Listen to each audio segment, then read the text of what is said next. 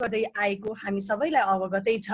यस विषम परिस्थितिमा जोश पहिलाउन नदिई केही ज्ञान गुणका कुरा विद्यार्थीले हासिल भर्चुअल क्लासेस सञ्चालन गरिदिनु भएकोमा डिक्यानका संस्थापक डाक्टर राजेन्द्र केसी सरप्रति म लगायत सम्पूर्ण विद्यार्थीहरूको तर्फबाट न्यानो कृतज्ञता व्यक्त गर्न चाहन्छु। समयको व्यस्तताका कारण पनि आफ्नो विचार प्रस्तुत गर्न पाल्नुभएका आजका कार्यक्रमका मुख्य पाहुना आदरणीय प्रोफेसर डाक्टर सुरेन्द्र केसीज्यूलाई पनि सुस्वागतम गर्दै अब उहाँको बारेमा विस्तृत जानकारी दिनुहुन भण्डारीलाई गर्छु। धेरै धन्यवाद आदरणीय राधिका थापा बहिनीलाई। हाम्रो आजको यस कार्यक्रमलाई स्वदेश तथा विदेशबाट प्रत्यक्ष रूपमा हेरिरहनु भएका सम्पूर्ण महानुभावहरूलाई म आजको यस कार्यक्रमको सहसञ्चालक रञ्जित भण्डारीको तर्फबाट यहाँहरू सबैजनालाई एवं हार्दिक अभिवादन। अब भने म यहाँहरू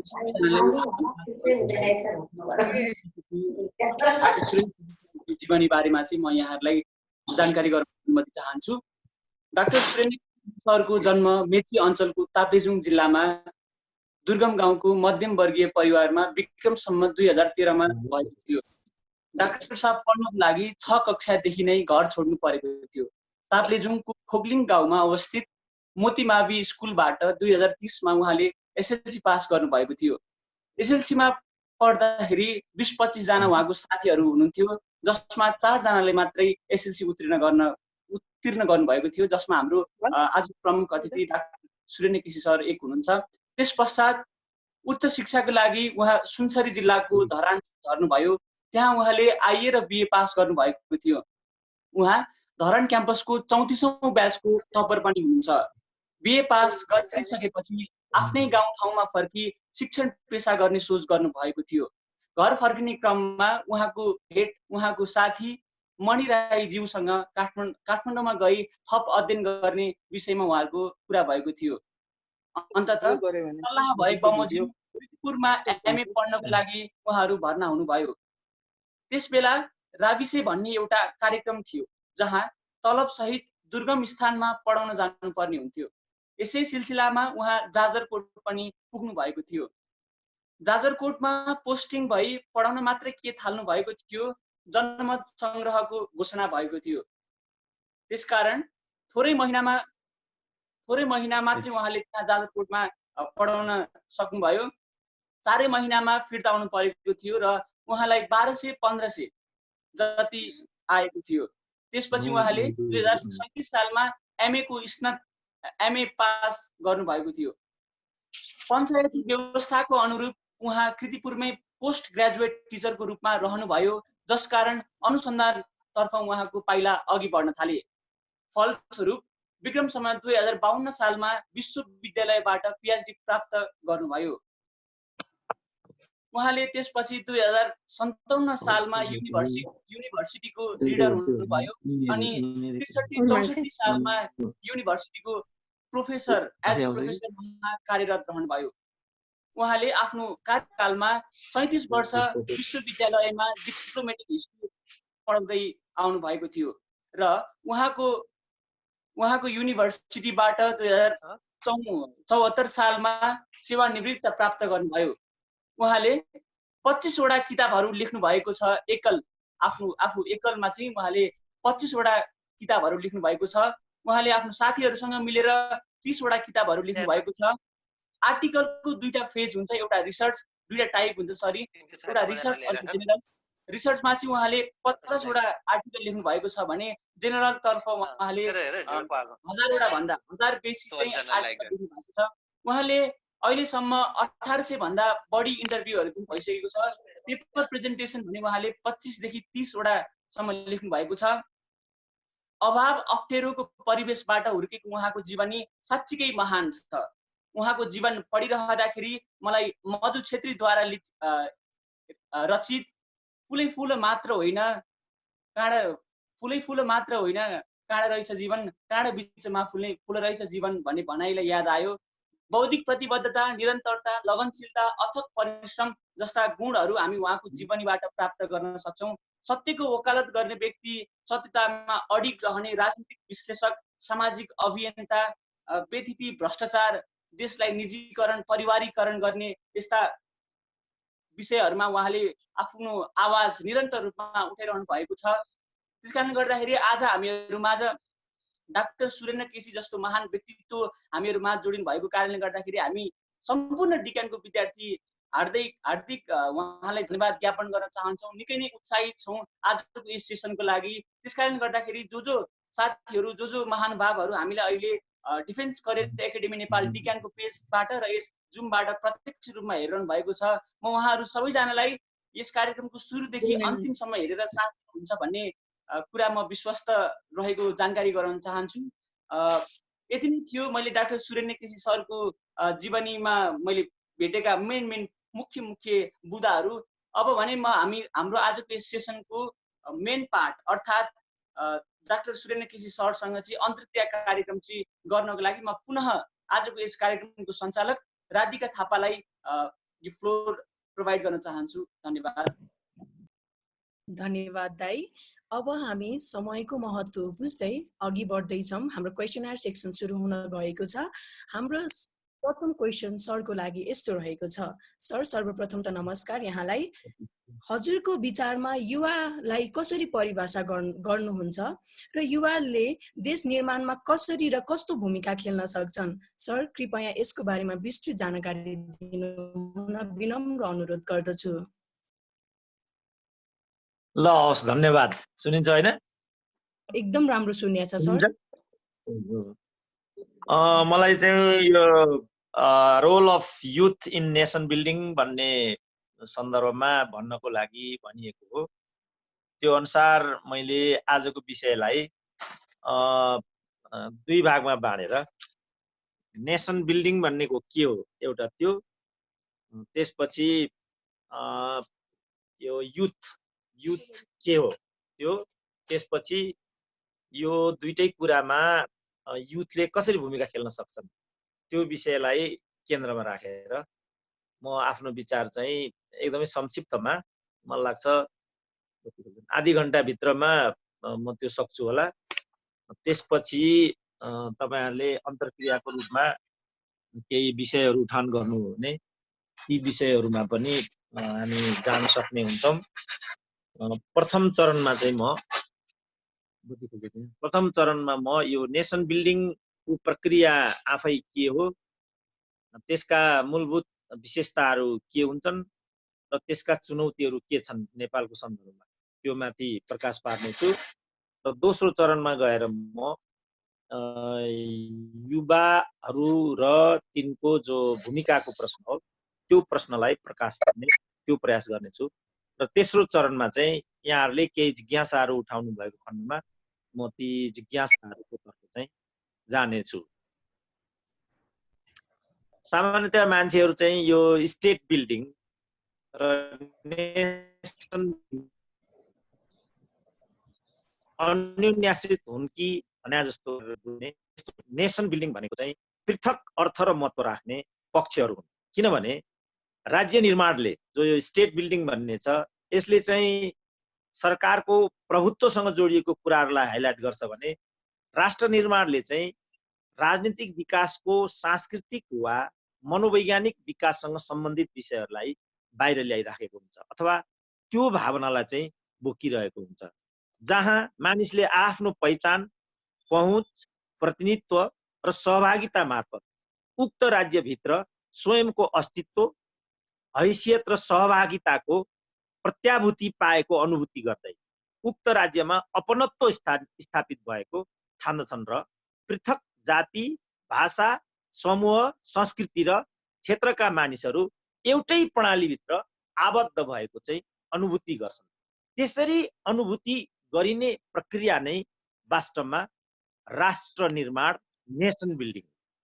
र यो नेसन बिल्डिङलाई बेग्ला बेग्लै विज्ञहरूले आफ्नै तरिकाले परिभाषित गरिराखेको पाइए तापनि यसको सार चाहिँ के छ भने यो प्रक्रिया मानिसहरूमा आफ्नो पहिचान कायम गर्ने वा आपसी सामिप्य र एकताको भावना उत्पन्न गराउने वा विकसित हुने प्रक्रिया हो भन्ने निष्कर्षमा चाहिँ आउँछन्। अर्थात् उनीहरू केमा जोड दिन्छन् भने राष्ट्र निर्माण भनेको एउटा विहङ्गम भवन निर्माणसँग तुलना गर्दै के भन्छन् भने जसरी घर बनाउँदाखेरि इँटा सिमेन्ट र अरू काठपात यावत कुराहरू चाहिन्छ र त्यसको समष्टिगत प्रयोग पछाडि एउटा भवन विशाल भवन स्थापित भएको हुन्छ भनेदेखि राष्ट्र निर्माणको प्रक्रियामा पनि जात जाति क्षेत्र भाषा र समूहहरूका बीच हुने समूहहरूकै बीचमा हुने प्रक्रियाको समष्टि वास्तवमा राष्ट्र निर्माण हुन्छ।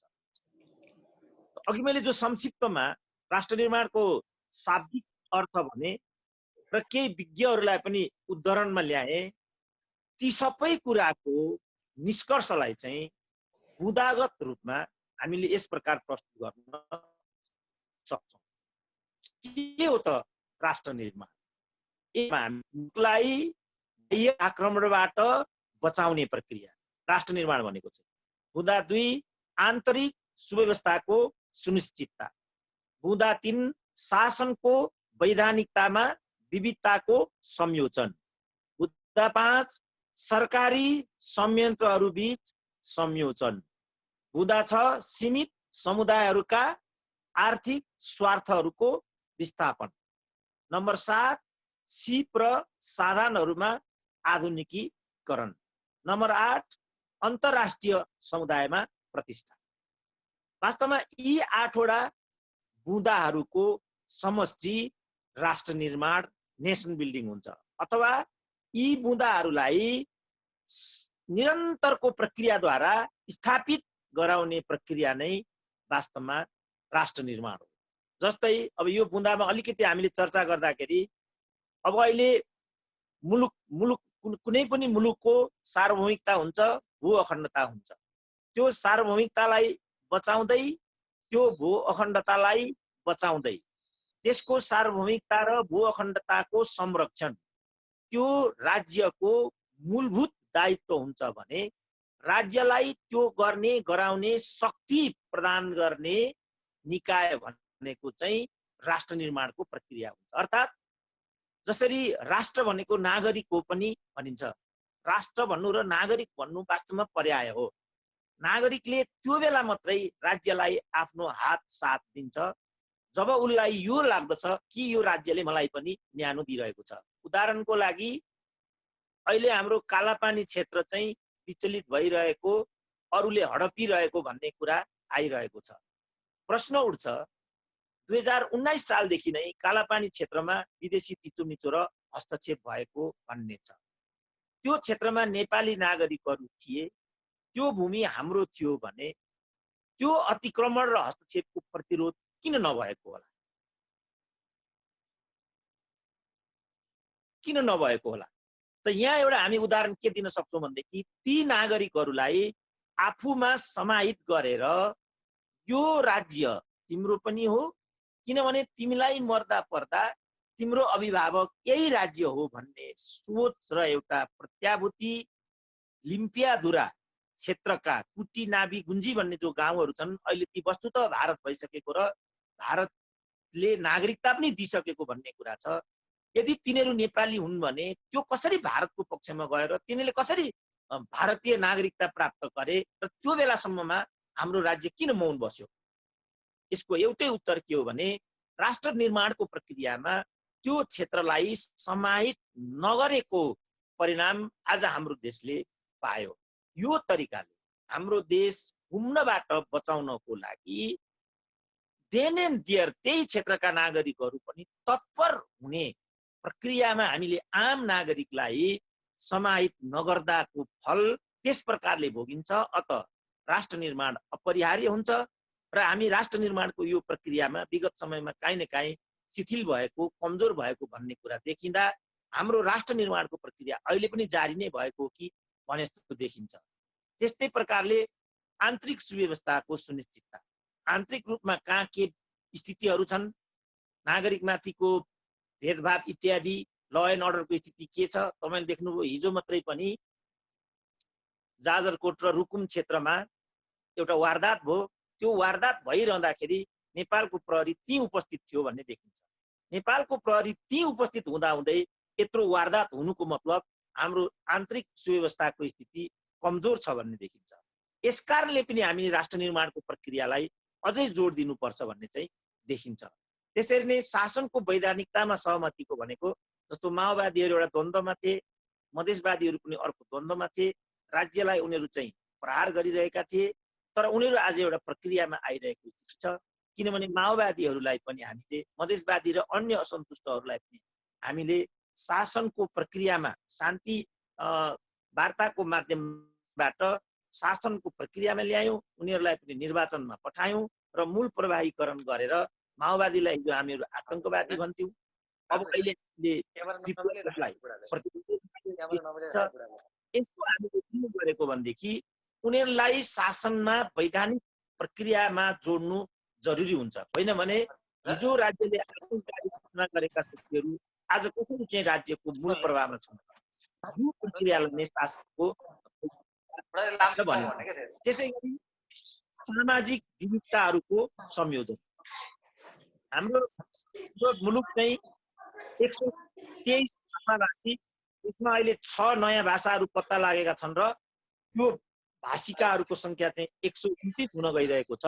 अब आउने जनगणनामा त्यसलाई पनि वैधानिक हुन्छ र नेपाल 129 भाषाभाषीहरू र 125 जात जातिहरूको चाहिँ साझा भूमि हाम्रो देश हो। त्यसकारण यो सामाजिक विविधतालाई, हाम्रो भूगोलको पनि विविधता छ, जातिको पनि विविधता छ, धर्मको पनि विविधता छ, भाषाभाषिकाहरूको पनि विविधता छ, क्षेत्रको पनि विविधता छ, ती हिमाल छ, ती पहाड छ, ती तराई छ, त्यसको समष्टि हाम्रो नेपाल छ र यो विविधतालाई पनि हामीले चाहिँ आत्मसात गर्न सकेको हुनुपर्छ। त्यसपछि मात्रै समुदायहरूले राज्यलाई चाहिँ अपनत्वमा लिन सक्छन्। यो राज्य मेरो हो, यहाँ मेरो पनि अस्तित्व छ, मैले पनि अवसर पाउँछु, मेरो पनि भाग्य छ, मेरो पनि भविष्य छ, मलाई पनि स्वास्थ्य छ, मलाई पनि शिक्षा छ, मलाई पनि रोजगारी छ, मलाई पनि मर्दा पर्दाखेरि अभिभावकको अभाव छैन भन्ने एउटा प्रत्याभूति हामीले दिन सक्दा मात्रै मानिसहरू राष्ट्र निर्माणको यो प्रक्रियामा समाहित हुन्छन् र आफ्नो राष्ट्रको गरिमा गाउन थाल्छन् र आफ्नो अस्तित्वको पनि गरिमा गाउन थाल्छन् र मिलेर त्यो भूगोलमा बस्ने प्रक्रिया चाहिँ पैदा गराउँछन्। वस्तुतः यस्तो खालको प्रक्रिया पैदा गराउने विषय नै राष्ट्र निर्माण हुन पुग्दछ। अब सरकारी संयन्त्र बीच पनि संयोजनको आवश्यकता हुन्छ। सरकारका कार्यपालिका, न्यायपालिका, व्यवस्थापिका मूलभूत अङ्गहरू हुन्छन्, तिनका अनेक विभागहरू हुन्छन्, तिनका कार्य प्रक्रियाहरू हुन्छन्, ती कार्य प्रक्रियामा पनि संयोजन हुनु जरुरी छ। कार्यपालिकाले एउटा कुरा गर्ने, व्यवस्थापिकाले अर्को कुरा गर्ने, अनि ती दुईटैले गरेको कुरालाई न्यायपालिकाले साथ नदिने हो भने त्यहाँ फेरि एउटा अन्यल उत्पन्न हुन्छ। हिजो यो माओवादी द्वन्द्वका बेला राज्यका निकायहरू भन्थे सेना अलग्ग बसिराखेको छ, सशस्त्र अलग्ग बसिराखेको छ, प्रहरीले मात्रै नराम्रोसँग मार खाइराखेको छ, त्यसको घानमा नागरिकहरू परिराखेका छन्।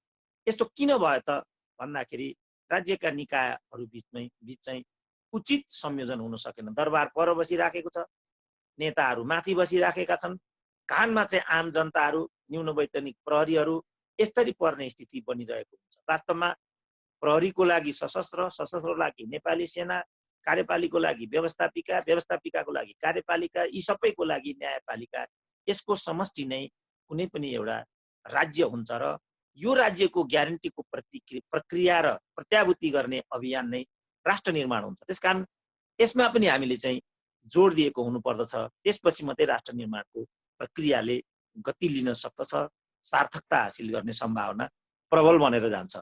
त्यस्तै किसिमले सीमित समुदायहरूका आर्थिक स्वार्थहरूलाई चाहिँ राष्ट्र निर्माणको प्रक्रियाले विस्थापन गरिदिनु पर्ने हुन्छ र गर्दछ। जस्तो भाषाको कुरा भयो, सीमित भाषाले मात्रै प्राथमिकता पाउने, लोकसेवा आयोगको कुरा भयो, लोकसेवा आयोगले सीमित समुदायहरूले मात्रै प्राथमिकता पाउने, उनीहरूको मात्रै उत्तीर्णको ग्यारेन्टी हुने, सेनामा यस्तै हुने र अलग किसिमको रेजिमेन्ट बनाएर चाहिँ रेजिमेन्टल कुराहरूलाई प्राथमिकता दिने, त्यसो गर्दा केही रेजिमेन्टहरू छुट्ने, यस्तो कुरा भयो भने राज्यहरूको बीचमा नै, राज्यका संयन्त्रहरूको बीचमा नै एउटा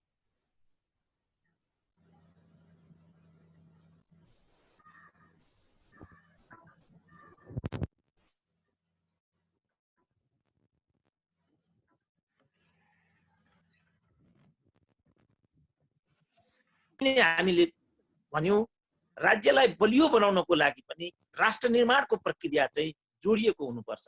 त्यस्तो हुन सक्यो भने मात्रै त्यो राज्यको अस्तित्व पनि बलियो हुन्छ। त्यसले मात्रै नागरिकहरूको जीवधनको पनि ग्यारेन्टी गर्न सक्छ र राष्ट्रको सिमानालाई पनि ग्यारेन्टी गर्न सक्दछ। त्यस्तै गरी हामीले सिप र साधनहरूमा पनि आधुनिकीकरण ल्याउनु पर्दछ। अहिले हामी लकडाउनमा छौं। अब हामी मध्ये कतिलाई यो जुमको प्रविधिसम्म पनि एकदम असहज हुन्छ। कतिपय ठाउँ अहिले पनि यो प्रविधि पुगिरहेको छैन, प्रविधि मैत्री वातावरण बन्न सकिरहेको छैन। स्वभावतः यो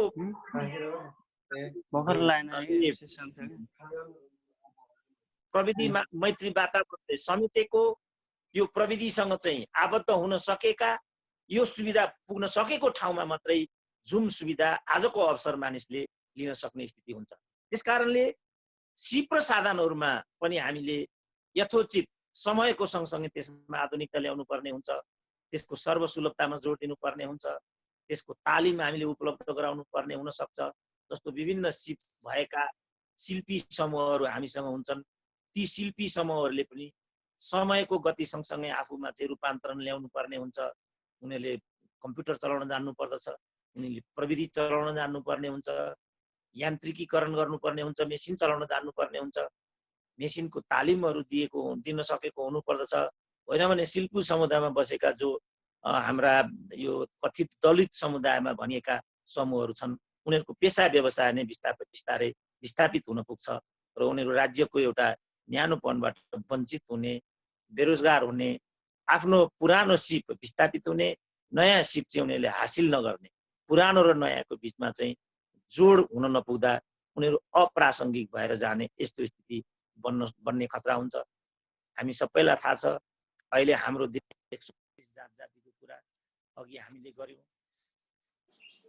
जात जातिको जो हामीले कुरा गर्यौं त्यो गर्दाखेरि हामीले त्यसबाट तथ्याङ्कबाट हामीले हेर्यौं भनेदेखि 13%, 14% जति जनसङ्ख्या हाम्रो अहिले पनि दलित जनसङ्ख्या छ। ती दलित जनसङ्ख्या त्यसै पनि उपेक्षित छन्। त्यस्तो बेलामा उनीहरूलाई हामीले आधुनिक प्रक्रियासँग जोडेनौं, यान्त्रिकीकरणको प्रक्रियासँग जोडेनौं, नयाँ नयाँ प्रविधिका तालिमहरू दिन सकेनौं भने उनीहरू स्वतः विस्थापित भएर जाने हुन्छ। राज्यको 13% जनसङ्ख्या राज्यबाट चाहिँ पृथक रहने खालको त्यस्तो स्थिति हुन पुग्यो भनेदेखि स्वाभाविक रूपमा त्यसले चाहिँ एउटा ठुलो समूह चाहिँ वञ्चितीकरणमा पर्ने र राज्य निर्माणको प्रक्रियाबाट चाहिँ उदासीन हुने यस्तो खालको स्थिति हुन्छ र स्वभावतः त्यो चाहिँ राज्य कमजोर हुन जाने खतराहरू रहन्छ। त्यसकारणले यो कुरालाई पनि हामीले जोड दिनुपर्ने हुन्छ र यति गरिसकेपछि मात्रै त्यो राज्यको अस्तित्व, त्यो राष्ट्रको पहिचान राष्ट्रिय रूपमा चाहिँ माथि उठेर आउँदछ र यो राष्ट्रिय रूपमा माथि उठेर आएको जगलाई टेकेर हामीले चाहिँ अन्तर्राष्ट्रिय रूपमा पनि आफूलाई एउटा आधुनिक सभ्य राज्यको रूपमा, विकसित राज्यको रूपमा, समृद्ध राज्यको रूपमा, न्याय मैत्री, समुदाय मैत्री, प्रविधि मैत्री यस्तो राज्यको रूपमा हामीले हाम्रो राष्ट्रलाई उभ्याउन सक्यौं भने मात्रै अन्तर्राष्ट्रिय रूपमा पनि हाम्रो प्रतिष्ठा चाहिँ बढेर जान्छ। त्यो भयो भने मात्रै हाम्रो पासपोर्टको पनि मर्यादा बढ्छ। अन्तर्राष्ट्रिय चाहिँ विमानस्थलहरूमा हामीले प्रताडित, अपमानित हुनु पर्दैन। जापानको नागरिक भन्ने बित्तिकै, अमेरिकाको नागरिक भन्ने बित्तिकै, ब्रिटेनको नागरिक भन्ने बित्तिकै आज अन्तर्राष्ट्रिय उडान गर्दाखेरि बेग्लै उनीहरूले त्यहाँ रेस्पेक्ट कमान्ड गर्छन्। अफ्रिकाको नागरिक भन्ने बित्तिकै, साउथ एसियाको नागरिक भन्ने बित्तिकै, त्यसमा पनि नेपालको नागरिक भन्ने बित्तिकै त धेरै नै हेप्ने, तुच्छ चाहिँ व्यवहारहरू गर्ने, अमर्यादित व्यवहारहरू गर्ने। किनभने हामी चाहिँ एउटा गरिबीको चाहिँ गिरफ्तमा फसेका, कामदारको रूपमा मात्रै देश विदेशमा चाहिँ विचरण गर्ने, आफ्नै उत्पादन र बजारहरू नभएका यो रूपमा चाहिँ उनीहरूले हामीलाई चाहिँ हेप्ने यस्तो खतरा रहन्छ। कतिपय अन्तर्राष्ट्रिय उडानहरूमा प्रत्यक्ष म यस्तो अनुभव गर्छु। उनीहरूले हामीलाई सोध्छन् तिमीहरूको नेसनल प्रोडक्ट के हो, तिमीहरूको सबभन्दा राम्रो उत्पादन के उत्पादनलाई तिमीहरू चाहिँ प्रायोरिटी दिन्छौ, तिमीहरू कस्तो प्रकारको एउटा औद्योगिक प्रक्रियामा छौ, यस्तो खालको प्रश्नहरू सोद्धाखेरि प्राय म अवाक हुने गर्छु र मलाई लज्जा बोध हुने गर्छ। ढाँटडुट गरेर यताउता भन्यो भने यस्तो उत्पादन त भारतमा हुन्छ, यो चाइनामा हुन्छ, तिमीहरूको उत्पादनले कसरी मार्केट पाउन सक्दछ र भनेर हेपेको पनि म अनुभूति गर्छु।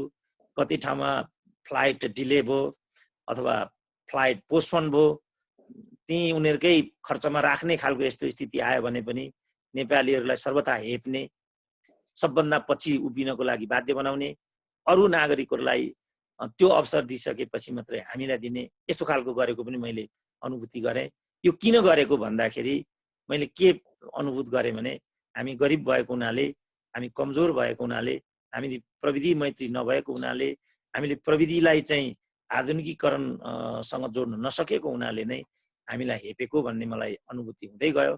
त्यसपछि नै अघि जो मेरो भूमिकाको बारेमा, मेरो परिचयको बारेमा जे तपाईँहरूले भन्नुभएको छ, त्यसपछि नै म अलिकति मुखर हुँदै गएको। उनीहरूले सहरीकरणको प्रक्रियालाई, ल एन्ड अर्डरको प्रक्रियालाई, महिलालाई इज्जत गर्ने प्रक्रियालाई, दलितहरूलाई इज्जत गर्ने, कामलाई इज्जत गर्ने प्रक्रियालाई, धार्मिक सहिष्णुताको प्रक्रियालाई जसरी उनीहरूले उच्च प्राथमिकतामा दिएर राखेको पाए, त्यसपछि उनीहरू सभ्य राज्यको रूपमा अगाडि आए। त्यसपछि उनीहरूले आफूलाई चाहिँ एक नम्बरको नागरिक, विश्वको नागरिक रूपमा उनीहरूले माथि ल्याउन सफल भए। उनीहरूले रोजगारी पनि, उनीहरूले यो प्रविधिको सन्दर्भमा, यो मेडिकल उपचारहरूको सन्दर्भमा जुन खालका उपलब्धिहरू उनीहरू हासिल गरेर ती उपलब्धिबाट जसरी सिङ्गो मानव समुदाय चाहिँ लाभान्वित हुने स्थिति निर्माण गर्न थाले, स्वभावतः उनीहरूको प्रतिष्ठा बढ्यो, स्वभावतः उनीहरू हामीभन्दा माथि गए, स्वभावतः हामीहरू पछाडि पर्दै गयौँ। त कसरी हामीले समष्टिमा नै यो कुरालाई माथि ल्याउन सक्ने हो र समष्टिमा मानव समुदायलाई चाहिँ विकासको प्रक्रियामा लैजान सक्ने हो, सभ्यताको प्रक्रियामा लैजान सक्ने हो, त्यो प्रक्रिया नै राष्ट्र निर्माणको मूलभूत पक्ष हो भन्ने कुरालाई हामीले पहिलो चरणमा चाहिँ बुझ्नुपर्ने हुन्छ। त्यसपछि हामीले यो राष्ट्र निर्माणको प्रक्रियामा चाहिँ के चुनौतीहरूको चाहिँ सामना गर्नुपर्ने हुन्छ अथवा राष्ट्र निर्माण प्रक्रियाका चुनौतीहरू के हुन्, ती सन्दर्भमा हामीले अलिकति प्रकाश पार्नुपर्ने देखिन्छ। त्यसरी हेर्दाखेरि मूलतः हामीहरू 5-7 वटा बुँदाहरूमा ती चुनौतीहरूलाई चाहिँ हामी बहस गर्न सक्छौँ। पहिलो नम्बरमा त हामी पहिचान, राष्ट्र निर्माणको सन्दर्भमा देखा परेको पहिचान, त्यसपछि वैधानिकता, त्यसपछि पहुँच, त्यसपछि सहभागिता, त्यसपछि सम्मिलन, त्यसपछि वितरण। राष्ट्र निर्माणको प्रक्रियामा यी चुनौतीहरू अगाडि तेर्सिने देखिन्छ। जस्तै पहिचानको कुरा गर्दाखेरि आइडेन्टिटी क्राइसिस, अहिले चाहिँ जब इस्वी 1990 मा शीत युद्धको अवसानपछि विश्व चाहिँ राजनीतिक रूपमा ध्रुवीकृत विश्व व्यवस्थाबाट सभ्यतागत ध्रुवीकरणको प्रक्रियामा देखा पर्यो। कतिपय ठुल्ठुला विद्वानहरूले शीत युद्ध पछिको विश्व व्यवस्थालाई सभ्यताको लडाईँको रूपमा, वार अफ सिभिलाइजेसनको रूपमा पनि लिए, जहाँ भाषाका कुराहरू आए, धर्मका कुराहरू आए, सभ्यताका कुराहरू आए, समुदायका कुराहरू आए, सामुदायिक स्वार्थका कुराहरू आए, यावत कुराहरू आए र ती कुराहरूलाई पोलिटिक्स अफ आइडेन्टिटी क्राइसिस, सबै समुदायले आफ्नो आइडेन्टिटीलाई चाहिँ जोड दिन थाले। नेपालमा पनि नेपाल र नेपालीत्व भए हुन्छ, हिन्दू धर्म भए हुन्छ, राज संस्था भए हुन्छ, किनभने यिनीहरू नै राष्ट्रिय एकताका प्रतीकहरू हुन्। नेपाली भाषा भए हुन्छ, अरू धर्मको अर्थ छैन, अरू जातिको अर्थ छैन, अरू भाषाको अर्थ छैन भन्ने रूपमा व्याख्या गरियो। एउटै भाषा, एउटै भेष, एउटै राजा, एउटै देश भन्ने कुरा तीसँग सम्बन्धित थियो। एउटा राजा भए भइहाल्छ, एउटा भाषा नेपाली भए भइहाल्छ, एउटा धर्म हिन्दू भए भइहाल्छ, एउटै जाति जो उच्च जातिको रूपमा हो त्यो जाति भए भइहाल्छ भन्ने खालको सोचलाई नै नेपाली राष्ट्रियताको एकताको आधार हो भन्ने ठाउँबाट हामी यहाँसम्म आयौँ।